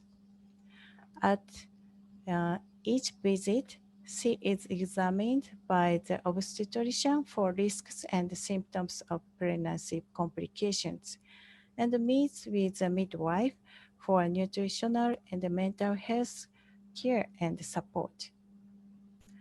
At 20 weeks, she decides on a hospital or a maternity home birth center and on a vaginal delivery.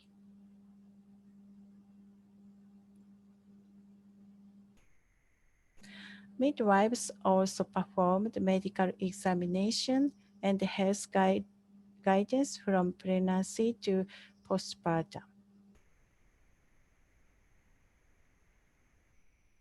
And many hospitals use antenatal, intrapartum, postpartum, and childcare books for education. These teaching materials are created by each hospital.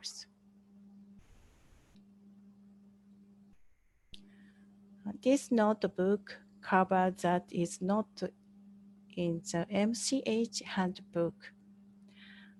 These contents are preparing the body and the mind for a good birth, pregnant women schedule, examination, outpatient from pregnancy to birth, what happens during pregnancy, about weight control, about birth plan. In health guidance, midwives use this notebook for guidance. Women write birth plan by discussing with midwives. Midwives can utilize it interpartum care for a positive birth experience.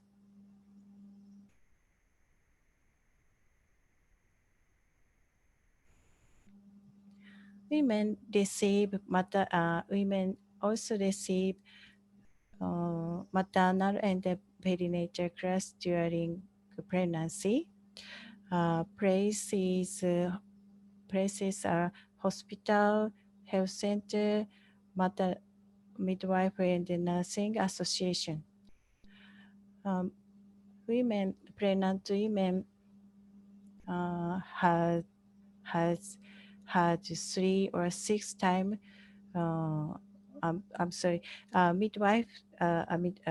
Pregnant women participate in these class 3 to 6 times during pregnancy.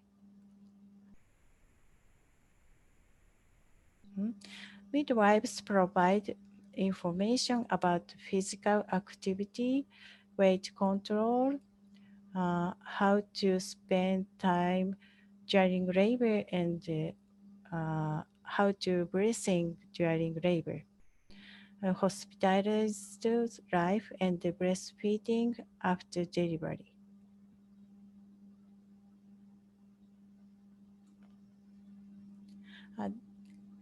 This slide shows the maternity yoga. Japanese pregnant women prefer yoga. Some midwives teach yoga for pregnant women. Other physical activity is maternity swimming. Pregnant women have buoyancy and are easy to swim. So pregnant women choose some activity by own.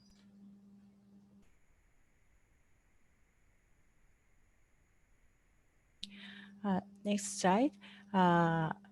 Continue story. After the birth, Suzuki-san stays as an inpatient for 5 days in hospital. She pays a total $5,000 for all the hospital services and is reimbursed by health insurance for $3,400.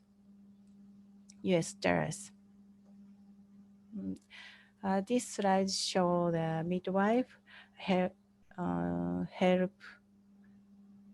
to relieve the labor pain.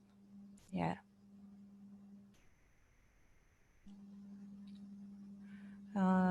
Suzuki-san received care including breastfeeding, parenting, education, and so on in the hospital after delivery. Baby also received a health checkup from pediatrician.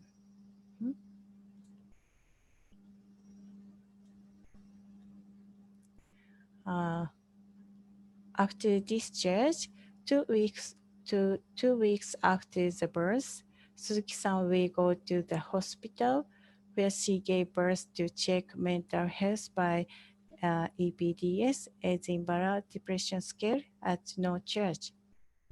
And the midwife will visit Suzuki-san at home at no charge.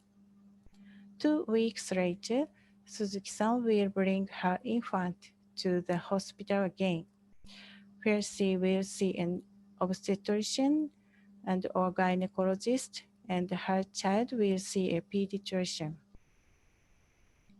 Suzuki-san will bring her baby to a community health center to receive health checkup and vaccination at 3, 6, 9, 12, 18 months, 1 year, and 2 years after birth.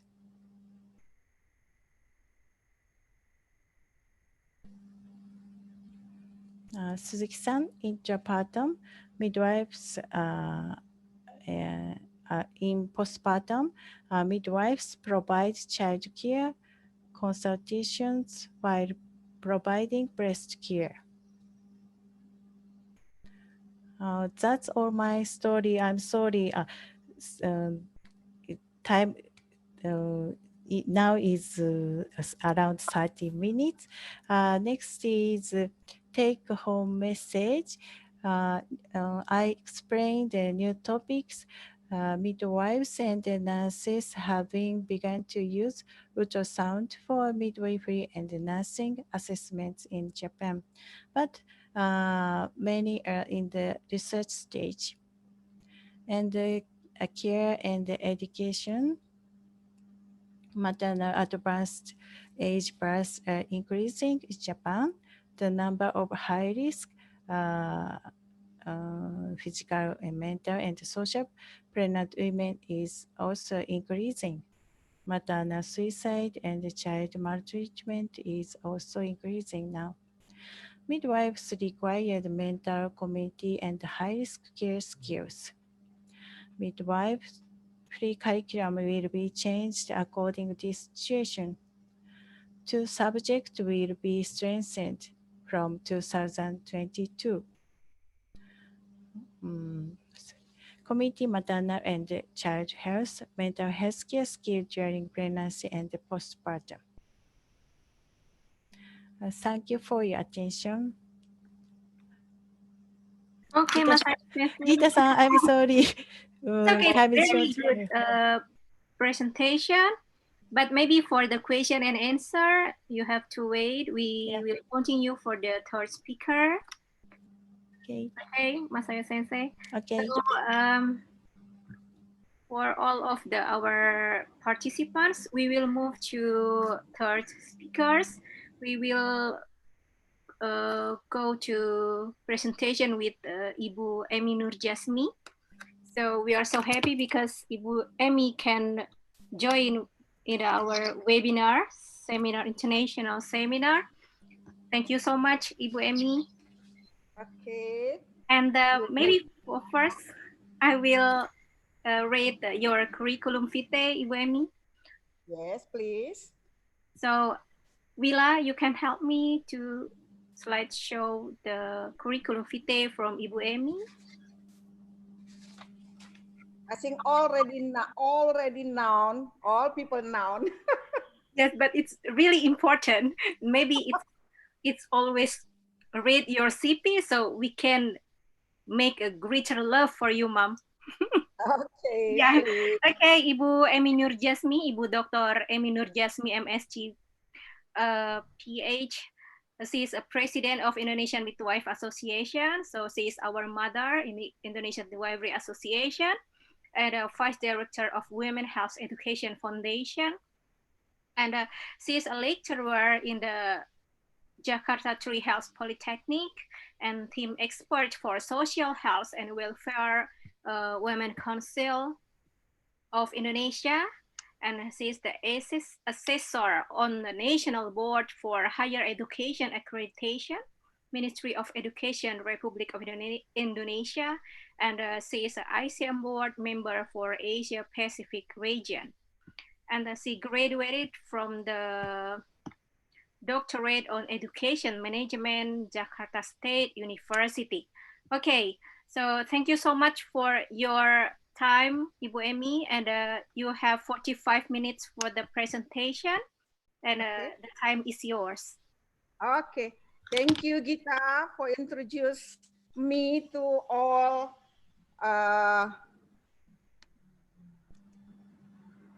Wait. I'm sharing this first. That's I will. Okay, this already. You can see. Okay. You can see. Yes, Mom. We can see. Okay. And not yet.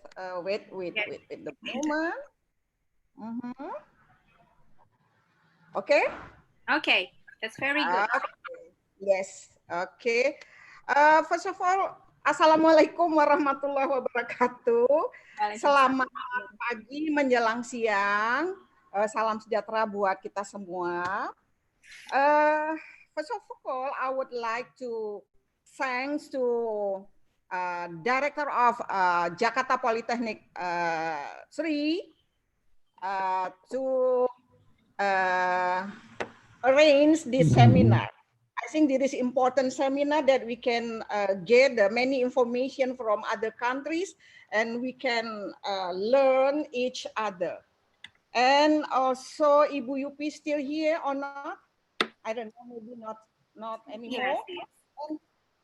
Yeah, and also for all speakers, that's Professor Masayo Matsusaki. Thank you very much for your information, so many information that we can use to improve our. Oh, ada Ibu Yupi.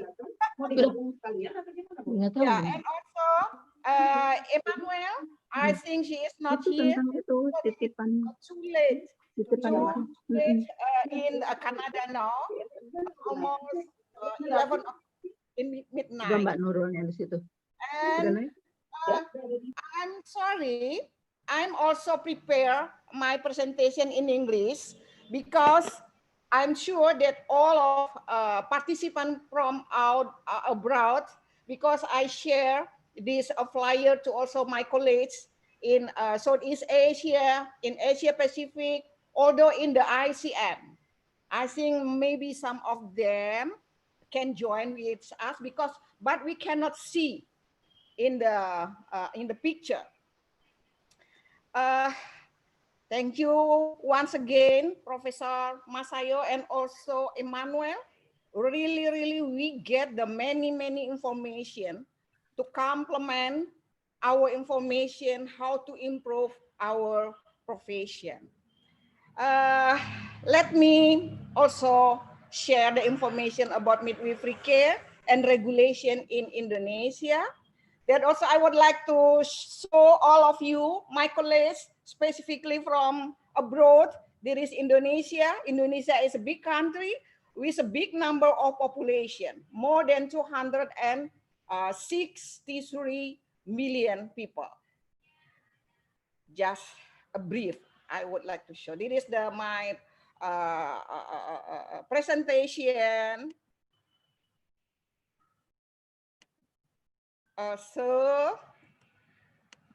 Yeah, as we know, midwifery is one of the oldest professions in the world. From the beginning of the human race, women have needed someone to assist them in the birthing process. Not a new profession.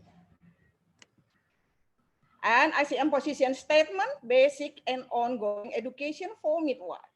Midwifery is a profession in its own right, with a unique body of knowledge, as well as share knowledge with other health disciplines. Mass of this knowledge is based on evidence that is the result of research, even carried out by midwife and others, and as such, it is extended or amended from time to time by the findings from the studies. Now we approve that we are our own profession, specifically in Indonesia, that because we have the legal basis for our association, for our profession, that the legal basis of midwifery practice, that many legal basis, but it is the more specifically talking and related and relevant for our profession. We have the health workforce law. We have specifically our law, midwifery law number 4, that established since 2019. And also we have some health ministerial decree. The new one, the health ministerial decree that regulate for the standard profession of midwife. And also we still have licensing of practical midwife, midwifery care standard, and also we have the national health insurance. Why I put here? Because we also as a midwife, we can serve for the public, for the population who are member of the national health insurance. This is our law, midwifery law. This is also the standard of midwifery profession. In this standard of midwifery profession regulate for standard competencies and also code of ethics of midwife. Consists of 2 kinds of standards, standard of ethics and standard of competencies. In health workforce law that regulate for health workforce categories, we have approximately 12 categories of health workforce. Medical consists of medical doctor and dentists, clinical psychologists, nurses, midwife, pharmacists, public health, and so on. It is the categories regulated by health workforce law. And also in our own law, in our midwifery law, that state midwifery services is a form of professional service that is an integral part of the healthcare system provided by midwife independently, collaboratively, and or referred. This state in our law. Midwife independent practice is a healthcare facility which organized by midwife with professional education graduate to provide direct services to client. This is also our legal basis to open our own clinic, our own independent practice. Midwifery education regulate also in our law. Fortunately, in our law, did we regulate from A to Z, from education, practice, registration, licensing, and all of aspect in midwife profession regulate in our law. We start with the midwifery education. We have three kinds of education: vocational education, academic education, and professional education. Later we can see. Academic education consists of degree program, master degree program, doctoral program. Vocational education is diploma-3 midwifery program, and professional education is an advance of undergraduate program, advanced from bachelor program. We can see. Later we can see. Midwifery students at the end of vocational education or professional education must take a national competency test. All of these regulate in our law. Competency test is a condition for graduating vocational education or professional education. Competency tests are held by universities in collaboration with midwife professional organization, health education institution, and other stakeholders, with Ministry of Education, with Ministry of Health, and other stakeholders. Let's see, this is the midwifery education policy regulate in our law.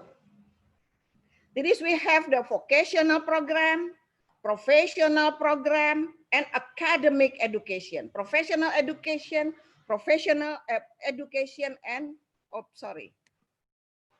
and academic. Vocational education, we run only for diploma-3 program.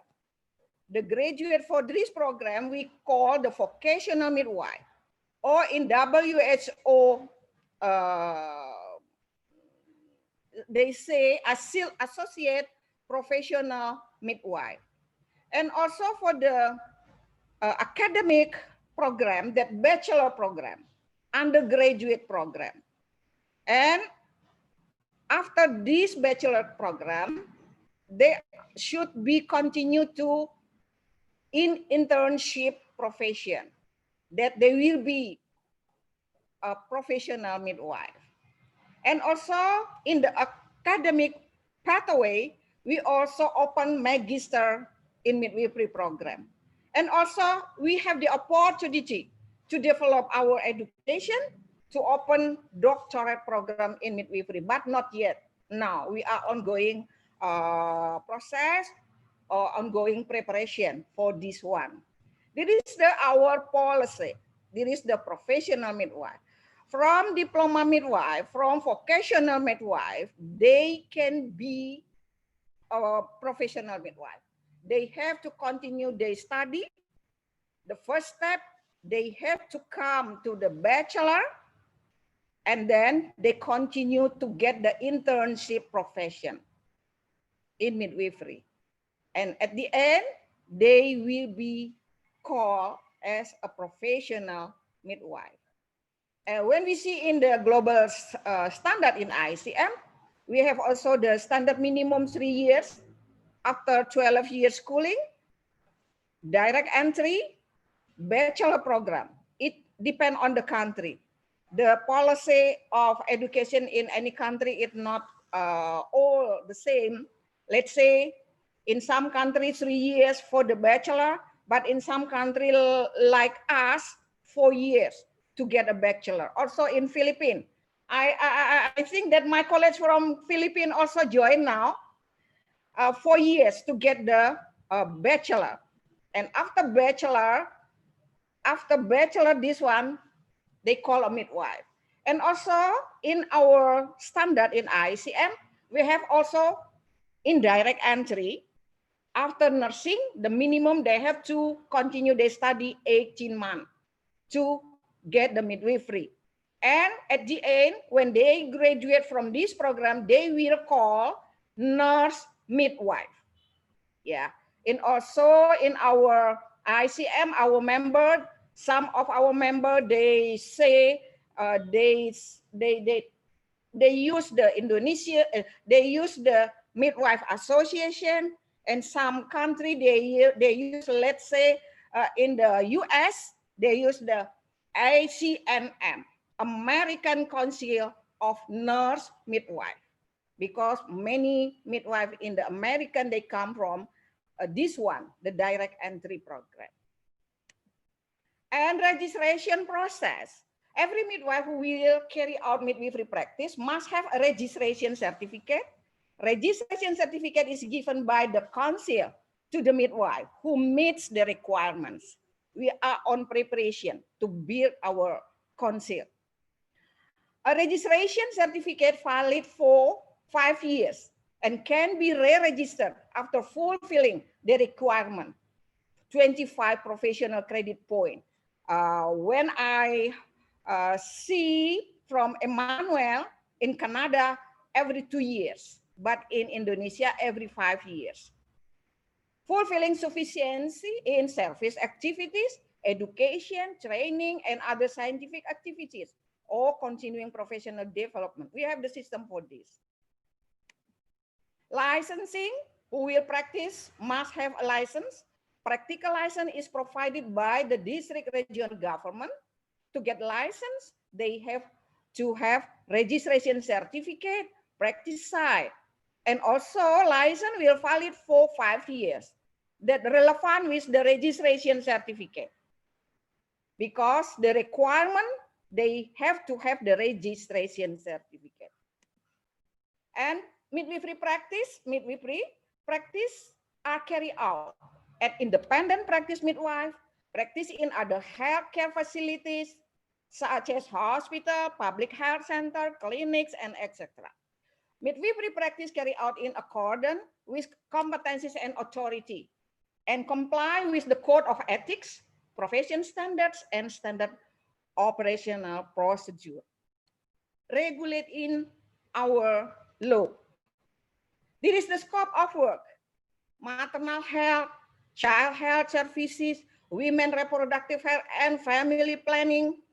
And also we have the implementation of the task delegation, implementation of tasks under certain condition of limitation. The task of the midwife can be carried out independently or collaboratively.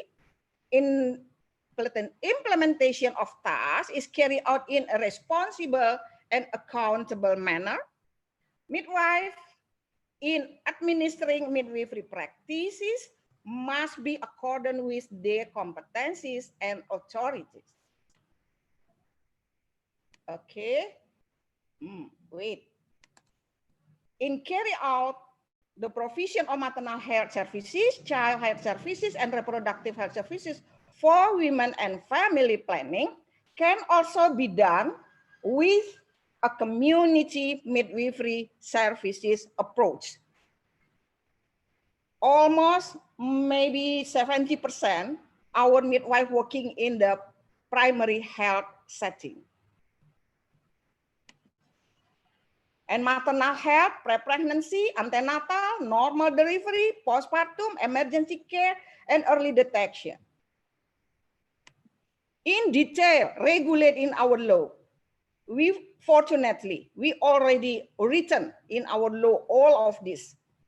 Provide midwifery care for the child health care, for newborn, infant, toddlers, and preschoolers. Provide immunization, monitor the growth and development, and provide emergency care for newborn. And also women's reproductive health care and family planning. We provide communication, information, education, counseling, and provide family planning services. We can do insertion IUD and also implant in accordance with, of course, statutory provision. The role of midwife, as a care provider, as a manager, as a counselor, as an educator and facilitator, as a community leader, activator of community participation and women's empowerment, and as a researcher.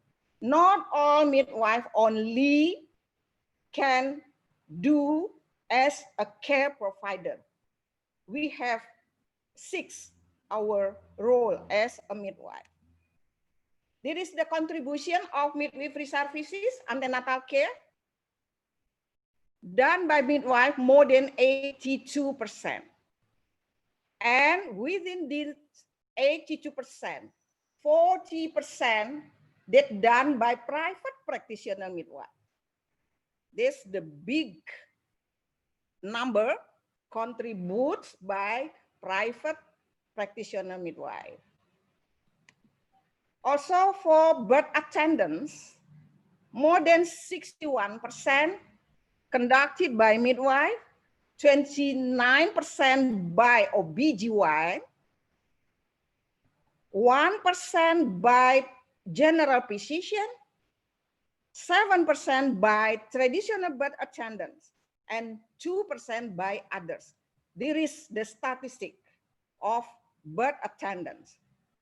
And within 61%, more than or almost 30% done in independent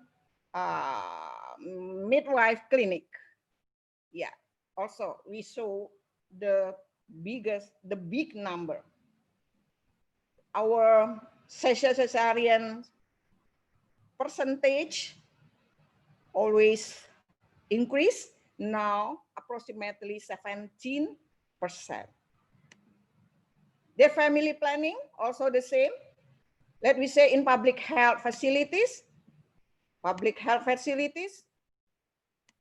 sorry, it bothers, yes.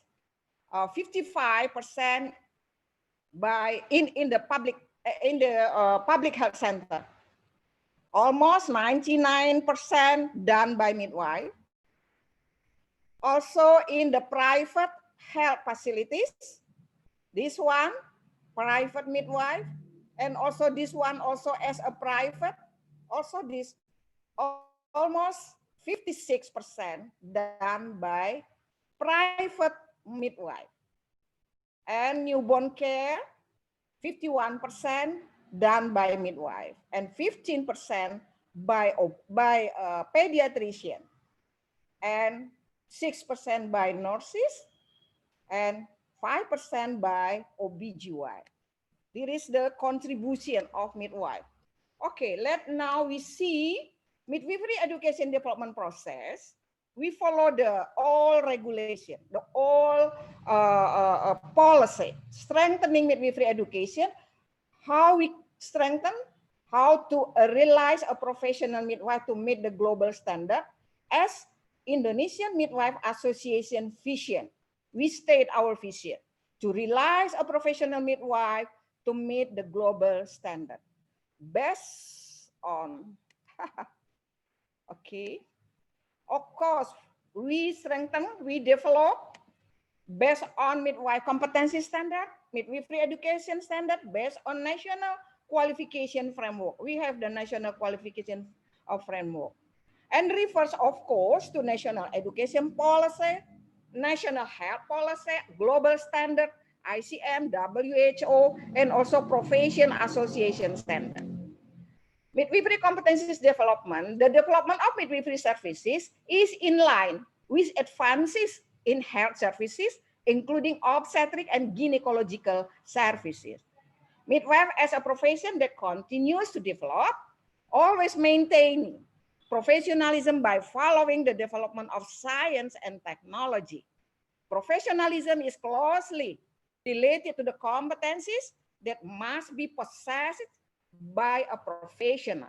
The professional midwife must have clinical and non-clinical competencies, such as social and cultural competencies, to analyze, to advocate, and empower in finding solution and innovation to improve the women's health, families, and communities.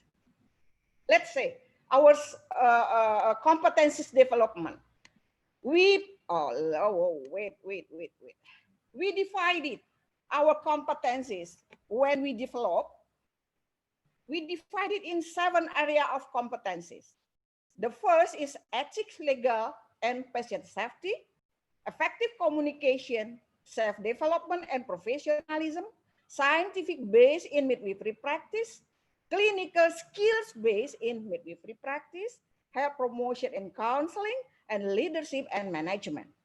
Within these, each area that will divide it into key competencies, and one key competencies we divided, we detailing in the component competencies.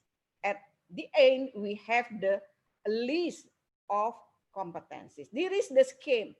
When we develop our competencies, we follow the regulation. We have the standard from Ministry of Education, how to develop competencies. And there is our competencies that the basic is ethic, legal, and patient safety, effective communication, self-development, and professionalism. And of course, there is the scientific base in midwifery, clinical skills base, health promotion, and management and leadership. There is the list of midwife competencies. At the end, we have some number of list of midwife competencies. This competency standard of a professional to provide comprehensive midwifery care. Comprehensive midwifery care is given to newborn, neonates, infant, toddlers, and preschoolers, adolescents, pre-pregnancy, childbirth, post-miscarriage, postpartum, intermediate period, climacterium period, family planning, sexual and women's reproductive health care. This is also written in our midwifery law. And there is the comprehensive midwifery care that we have neonates, infant, adolescent, pre-pregnancy, pregnancy, childbirth, post-abortion, postpartum, immediate, that what I mentioned before, and clinical skills in midwifery care. There is with the roles of midwife association. We, as a midwife association in Indonesia, all midwives meet in one midwife professional organization. We call Indonesian Midwife Association. Our structure, we have one central board, 34 provincial board, 511 district board. This is our structure as association. Midwife professional organization function to improve and develop knowledge and the skills, dignity, and professional ethics of midwifery. Midwife professional organization aim to unite, fostering, and empowering midwives in order supporting health development. This is the continuum of care in midwifery care based on our scope of work, what I mentioned before. You can see from pre-pregnancy until climacterium, pre-menopause, but not geriatric, not include. Geriatric is not included in our scope of work. Geriatric is maybe geriatric nurse. We just until climacterium or pre-menopause, and also related with the reproductive health system and problem. Okay, this is the conceptual framework of midwifery care with respectful care approach based on the philosophy, code of ethics. We develop our standard of practice. Our standard of practice, that's also, I think, as the usual, that we use the ICM standard independently or autonomy, collaboration, teamwork with women-centered care, evidence-based care, continuity of care, and with the approaching with the humanistic kindness, respect, and also holistic, and comprehensive. Comprehensive could be comprehensive as a continuity of reproductive health care, comprehensive as a health care from the promotion, prevention, and etc. This is the our conceptual, and of course that we have to consider about the legal basis. We have to consider legal basis in midwifery practice. We have to follow. We have to accordance with our all regulation to do our practice. And this is the adaptation in pandemic era. Some of our college clinics, they already make some innovation because there is a needed now. They develop the online registration system before come to midwife clinic. This is before online registration. They come together. Many people stay in the same time. But after they use this one, they come timely. That's why they have to register first. The midwife can manage. Do not come all together. They come timely. And also they implement the physical distancing. And also the other one, this is the adaptation in pandemic era. This is the last slide, I think. Also they develop the virtual consultation with any application. They can talk to mothers. They use the maternal and child health handbook. I think that my colleague from Japan always use these books. Yeah, and it is the midwife. We can interact with our patient, even though they are in the home, in the place, but we can still discussion with them. We give the education, we give information, and we give the counseling if needed. I think this is my last slide. Stay safe, keep healthy. Terima kasih. Thank you. Thank you so much, Ibu Emmy, for the very great presentation for us. So we can increase our knowledge again and again, and we have a lot of benefit for this material. So for all of our audience, we will move to the question and answer. So we still have Masayo Sensei. Are you here? Yes, okay. I can hear you both. Okay, so we have the question for Masayo Sensei and for Ibu Emmy.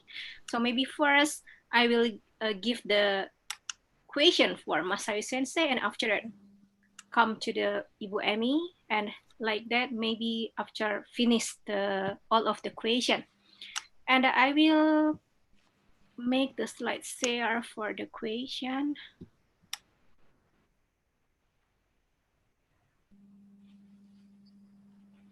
I already stopped share? Yes, Mom. Okay.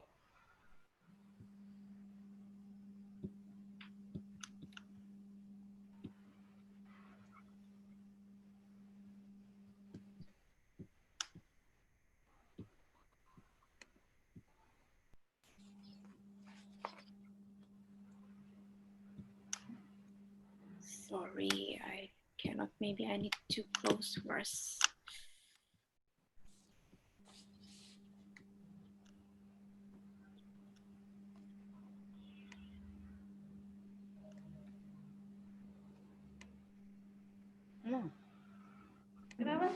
Can I help you, Gita? Yes, I already typed the PowerPoint for the question, but it's difficult to make a slide share again here. I don't know why. I cannot find the file. Okay, maybe first for Masayo Sensei, because I already emailed the question for her. For first question, I will just read for you, and after that I will try again for slide share my screen. Where Masayo Sensei, first question. For using ultrasound as assessment equipment in Japan, from when do midwifery students in your faculty start learning that for assessment tools? So for this question, maybe they want to start from when your midwifery student get the subject for ultrasound. Okay, please, Sensei. Thank you for your question. All the midwifery students run only fetal ultrasound in 1 hour lecture and 1 hour practice with simulator in during midwifery course. So midwifery students run to start in during midwifery in school. Thank you very much. So start from the which stage? Stage one. Maybe in the which semester? Semester, your first semester. Okay. Yeah. First semester. In the first year. Yeah, yes, midwifery student run during the first semester. Yes. Okay, so maybe for the information for the audience in Japan, the ultrasound is not for making the diagnosis, it's just for assessment. So maybe because they have a lot of the, not problem, but maybe because of the different background for our country, they have a lot of aging population and maybe small number of the level birthing number is very small, so they need to get a lot of the experience, especially using the technology. So they change the curriculum and a lot of using the technology to give the to improve the competencies for the midwife in Japan, like that.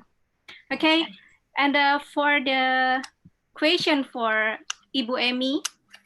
Okay. Yes, Ibu Emi. So we have 3 questions for you, but I already typed for 2 questions first. So for the first question, can we adopt the development of midwifery in Canada and Japan to be applied in Indonesia?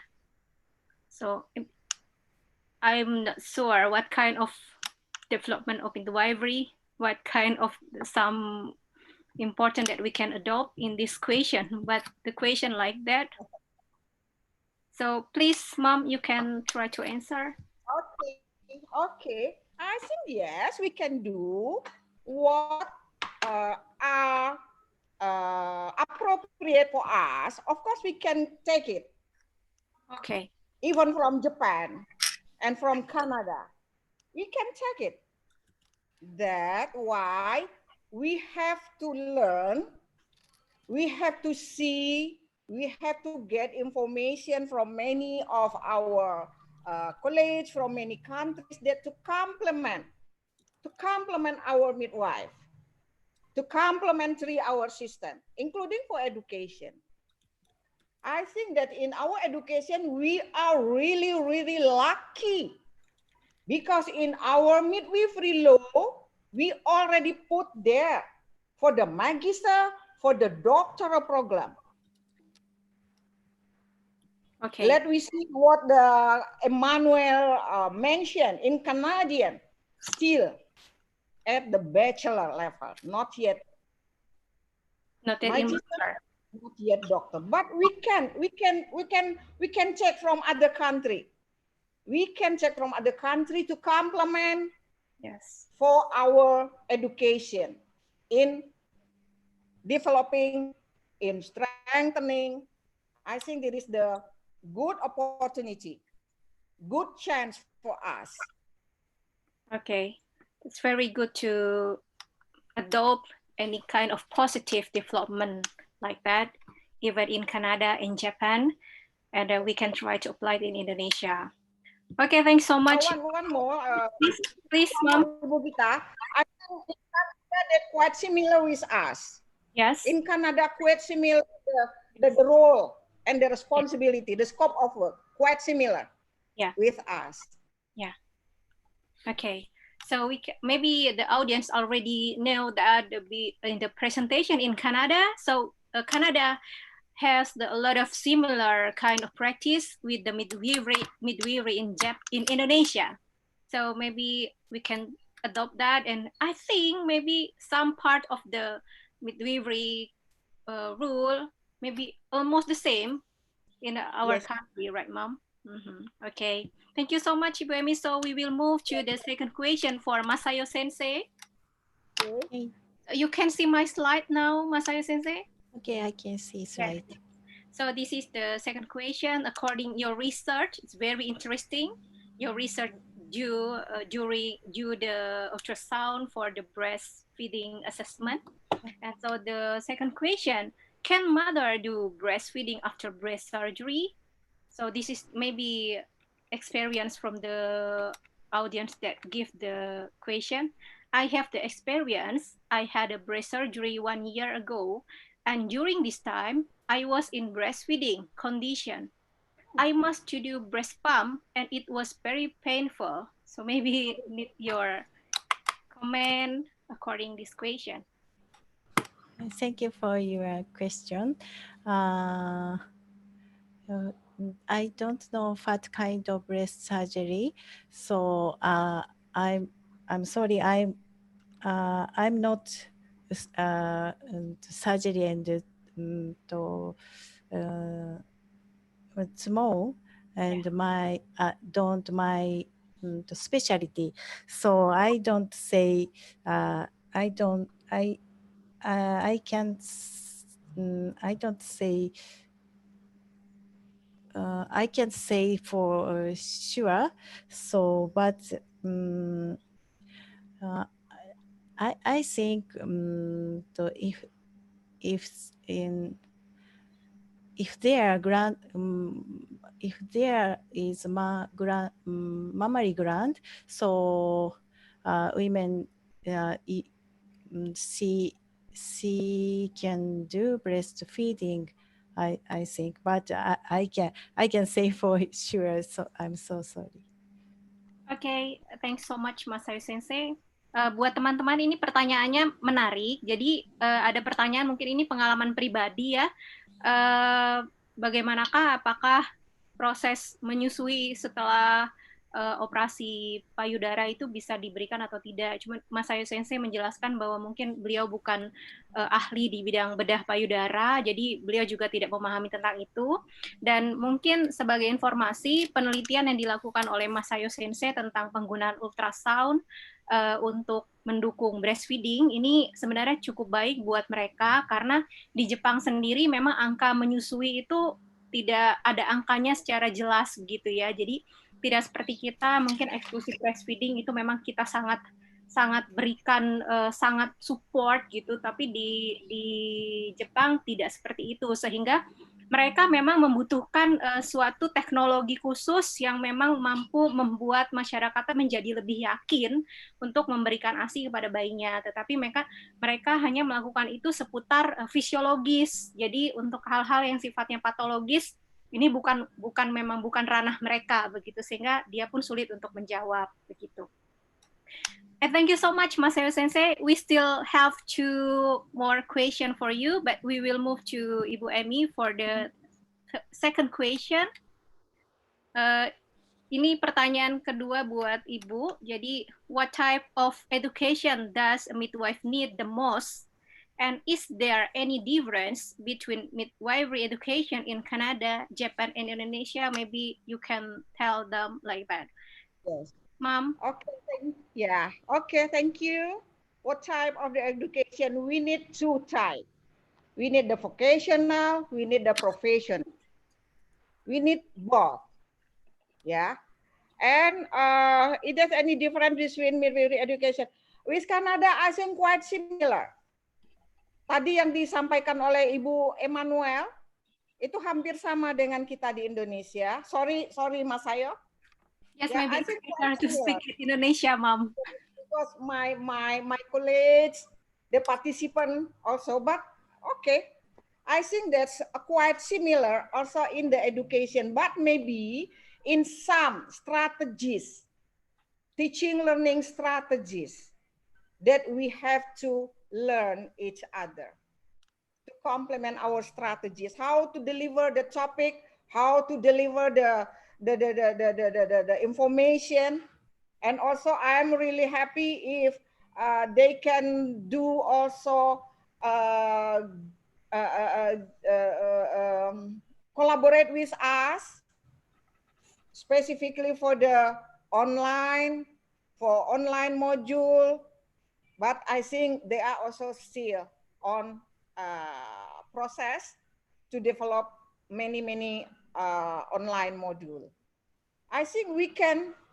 That's why maybe after this, Ibu Gita and Ibu Yupi and also Ibu Erika, maybe we have to close relationship with Canadian. Yes. And we really see what can we do together with them. Yeah. My feeling really that quite similar here in Canadian, in the midwifery profession, also in midwifery practice. Maybe we just see which one better, maybe in the strategies in teaching learning. Yeah. Okay. Yeah. That's enough. Yes. Okay. Jadi bisa saja, kita sangat bisa. Makanya mungkin habis ini kita harus follow up ini. Ya, dengan Kanada. Kebetulan kita kan punya Center of Excellence. Center of Excellence itu pembiayaannya dari Canadian Embassy.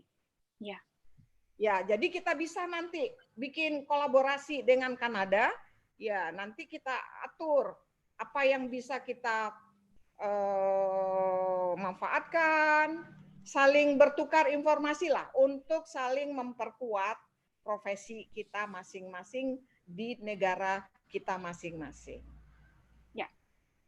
Oke, terima kasih Ibu Emi. Jadi sepertinya sudah sangat jelas ini buat teman-teman untuk pertanyaan yang kedua. Jadi dua jenis pendidikan yang diinginkan di Indonesia itu sudah jelas, vokasi dan profesi, begitu ya Bu ya. Kemudian apakah bisa kita adopsi? Ya pasti bisa, dan memang yang sangat jelas itu adalah kemiripannya memang kita lihat tadi adalah Kanada, begitu ya. Jadi mungkin setelah ini kita perlu pikirkan untuk membuat lebih dekat hubungan kerjasama dengan Kanada, begitu. Sehingga mungkin ada perbaikan-perbaikan yang bisa kita lakukan untuk pendidikan bidan Indonesia di kedepannya. Terima kasih Bu Emi. Baik, saya kembali menuju ke pertanyaan ketiga untuk Mas Sayo Sensei. So, Mas Sayo Sensei, yes, this is the third question for you. Sorry. Yeah, maybe you already explained in your presentation, but some audience asked again about this. How is the midwifery education in Japan? Whether to become a midwife must first go to nursing school and then take a maternity specialist, or directly have a midwifery school as in Indonesia? Yeah, Yes, thank please. you. Yes, thank you. In Japan, there are not direct entry for midwifery.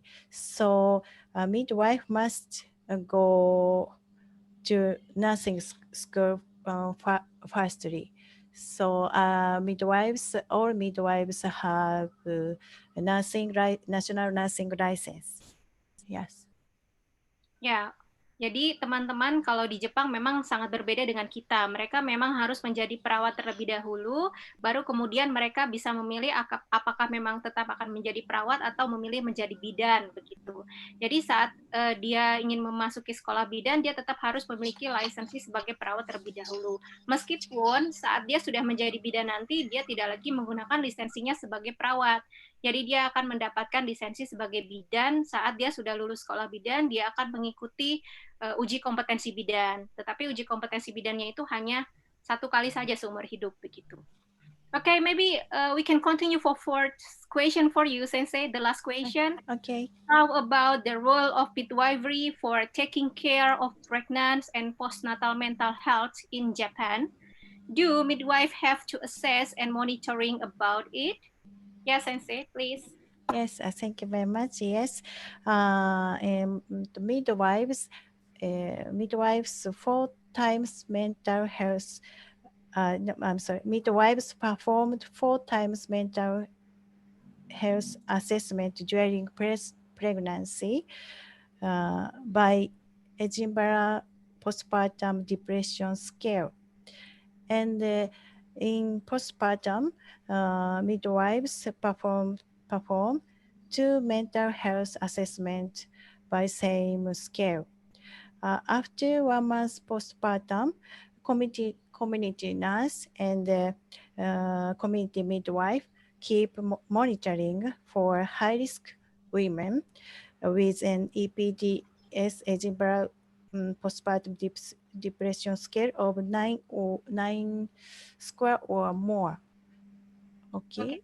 So 4 times with Japan start from the first trimester of the pregnancy. Yes, first is first trimester, around first trimester.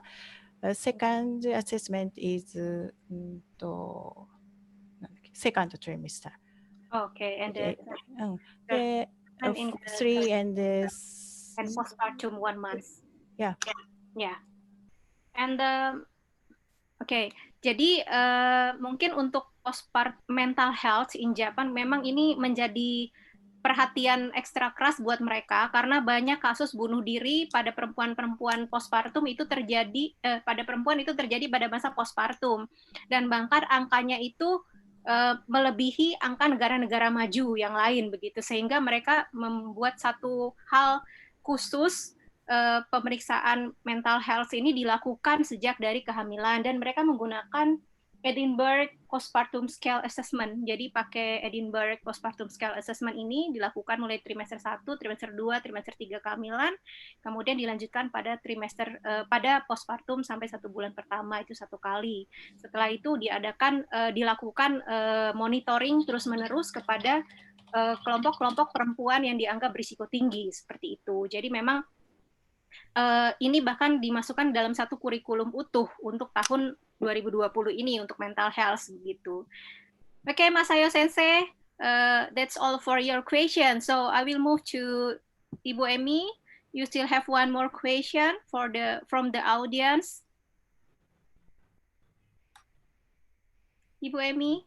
Yes, please. Okay, Mom. So this is the question: How big is the impact of COVID-19 pandemic for the midwifery independent practice in Indonesia, and how to deal with it? I think you already explained in your PowerPoint, but they still need you to ask more, to explain more, please, Mom. Yeah. Okay. I think the impact of this pandemic not only for us as a health provider, but all of us, all of people, all of aspect. And for us as a private midwifery practice, my colleagues who are open their own clinic, I show you, and I'm happy they already have their own creativity, their own innovation, that they open the clinic. Who would like to come to her clinic, they have to register by online. I think that it is the adaptation. And also, how is the impact as a general, I can say, because daily, every day, day by day, we identified our colleagues midwife, specifically for the independent midwifery practice. We daily identify who are closed their clinics, who are still open, and approximately I think about 10% of their 10% of midwife independent practice, they close their clinics. because some reasoning. Let's say because they don't have the PPA, not enough PPA, and also the family asks her to close, and also some of them also infected. They have to isolation. I think there is the impact.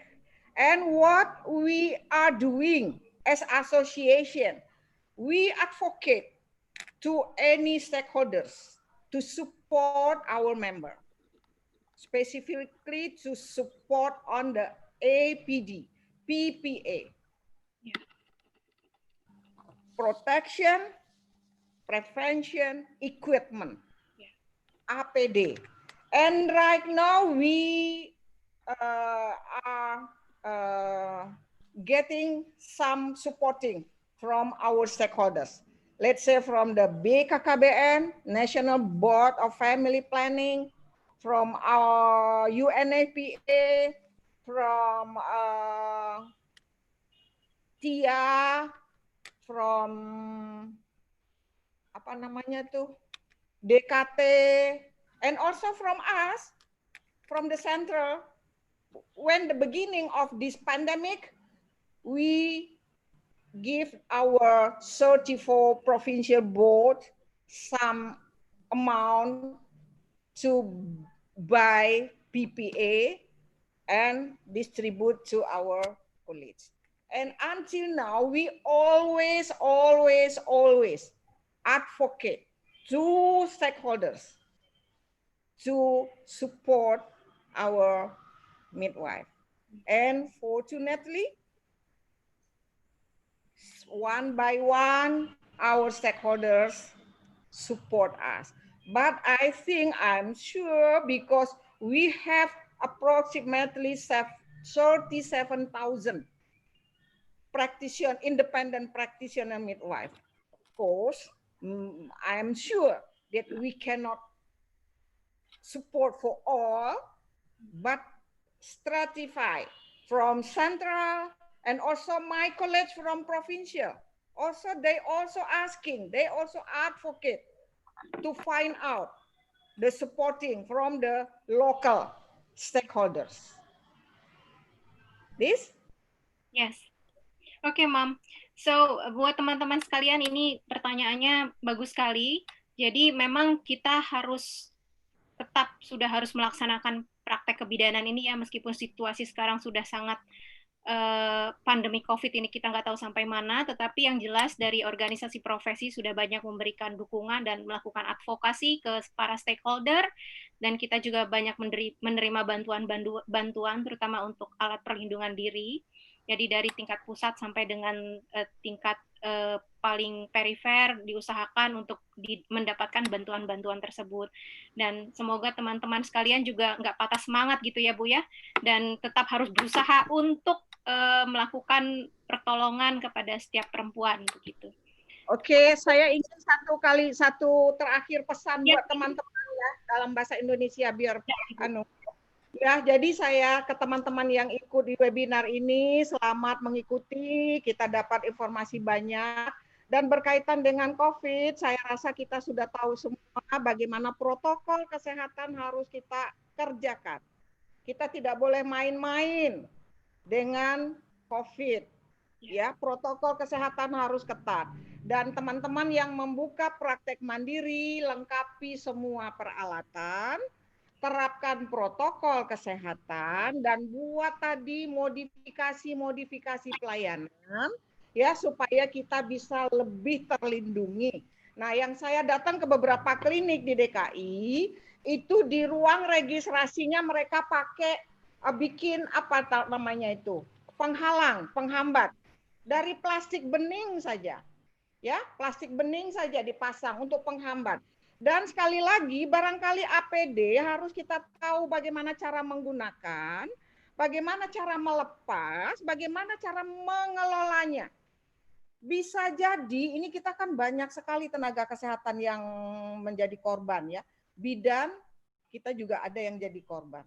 Bisa jadi karena memakainya tidak pas, memukanya tidak pas. Jangan sekali-kali kita menaruh atau meletakkan APD yang sudah dipakai di meja, di kursi, di lemari. Langsung buka, langsung masuk ke tempat yang tertutup. Nah, setelah itu nggak boleh dibuka-buka lagi. Jadi saya rasa teman-teman bisa melihat di Kemkes ada panduan-panduan pemasangan, pelepasan, dan pengelolaan APD. Saya tuh khawatir, saya nggak yakin teman-teman berani melayani tanpa menggunakan APD. Tapi kenapa masih ada korban? Mungkin saja cara menggunakan, cara melepas, cara menyimpan itu tidak.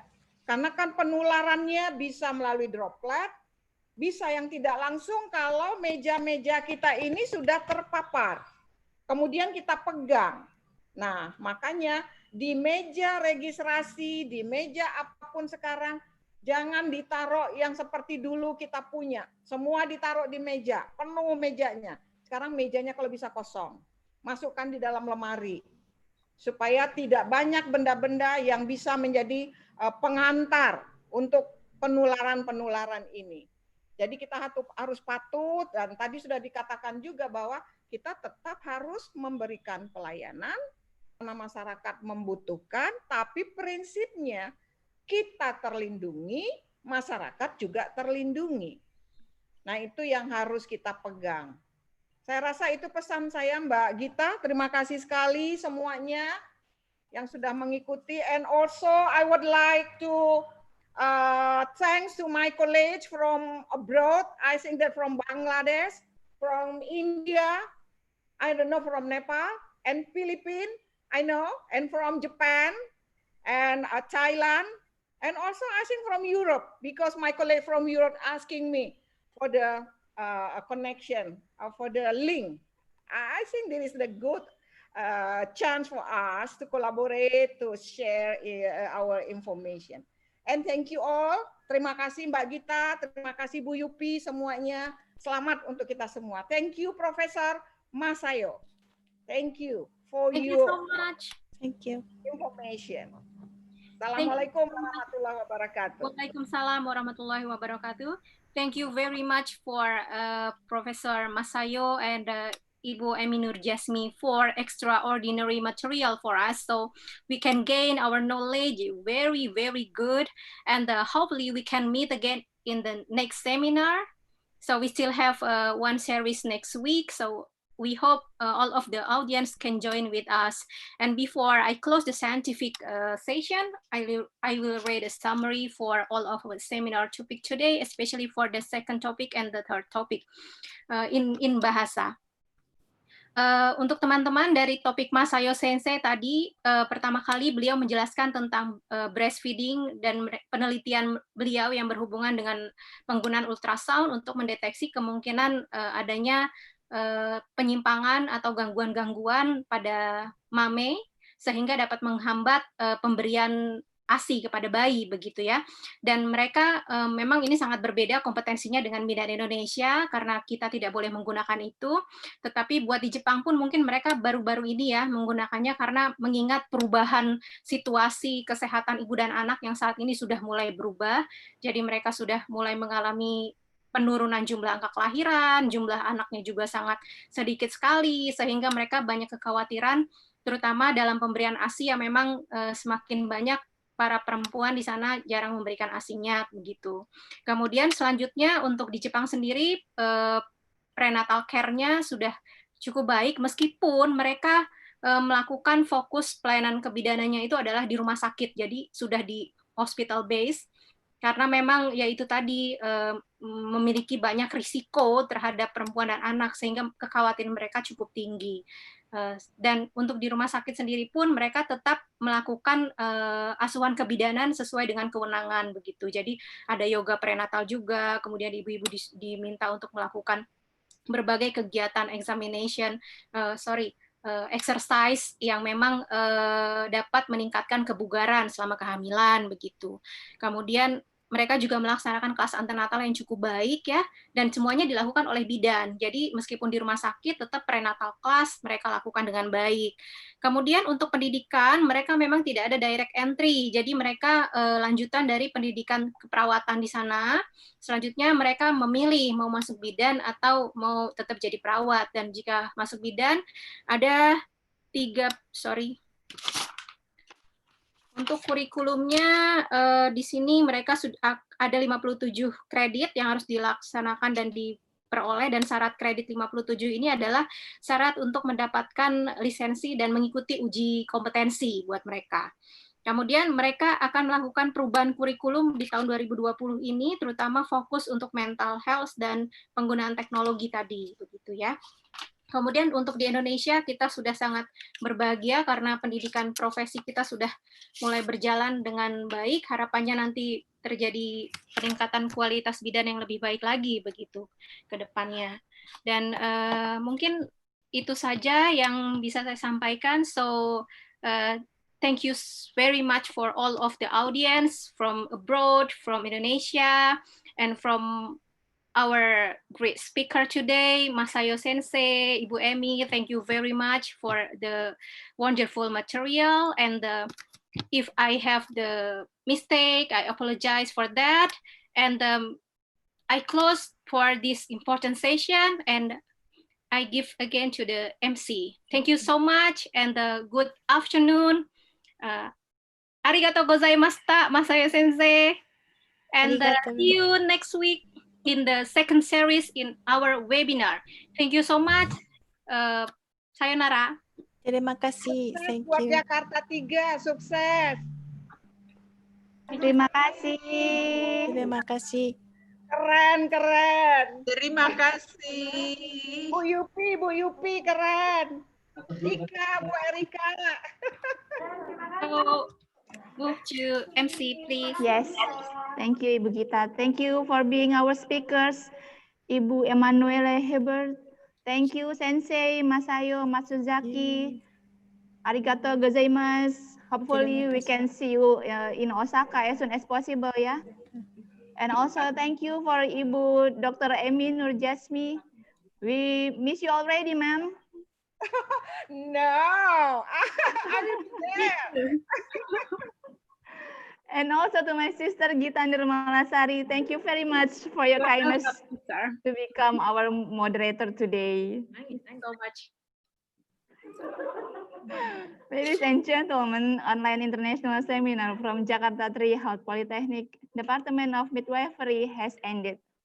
Our gratitude goes to the speakers, the director of Jakarta Tri Health Polytechnic, also all academic members from Jakarta Tri Health Polytechnic, and also the seminar participants who participated in this plenary session. We apologize if in organizing this event, there are things that are less pleasing. At the end of the word, we will close the Jakarta Tri Health Polytechnic International Online Seminar with Wassalamualaikum warahmatullahi wabarakatuh. Waalaikumsalam warahmatullahi wabarakatuh. Don't miss it, our second webinar next week. We still have the second session of the online international seminar, which will be held at Tuesday, August 11, 2020, and 8 a.m. Western Indonesia time. So I hope to meet you all again, participants, in the second seminar international. All participants, committee, and academicians of Jakarta Tri Health Polytechnic are requested to open the video because we will take a picture for our documentation.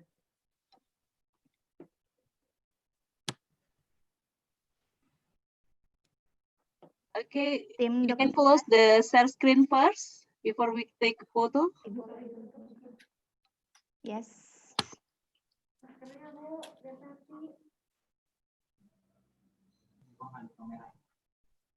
Okay, please open the video. We will take a picture. Okay. 1, 2, 3 for the first. Okay, go to the next. Okay, 1, 2, 3.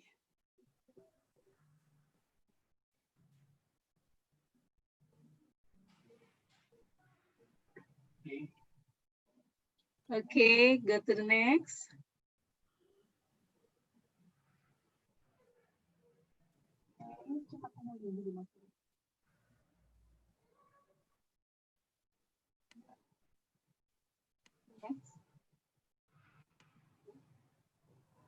Okay, next there is 9 parts.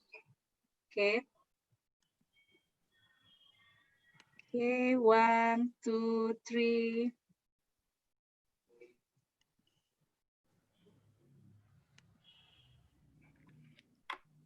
Okay, 1, 2, 3.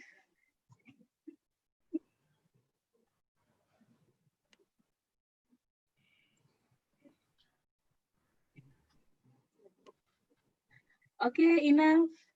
Okay. Okay, thank you for the documentation. Thank you all participants. Thank you Ibu Amy. Sensei, thank you so much. Thank you Sensei Masayo. Pulang Git. Ya, Bu. Cepetan. Thank you Ibu Yupi Supartini.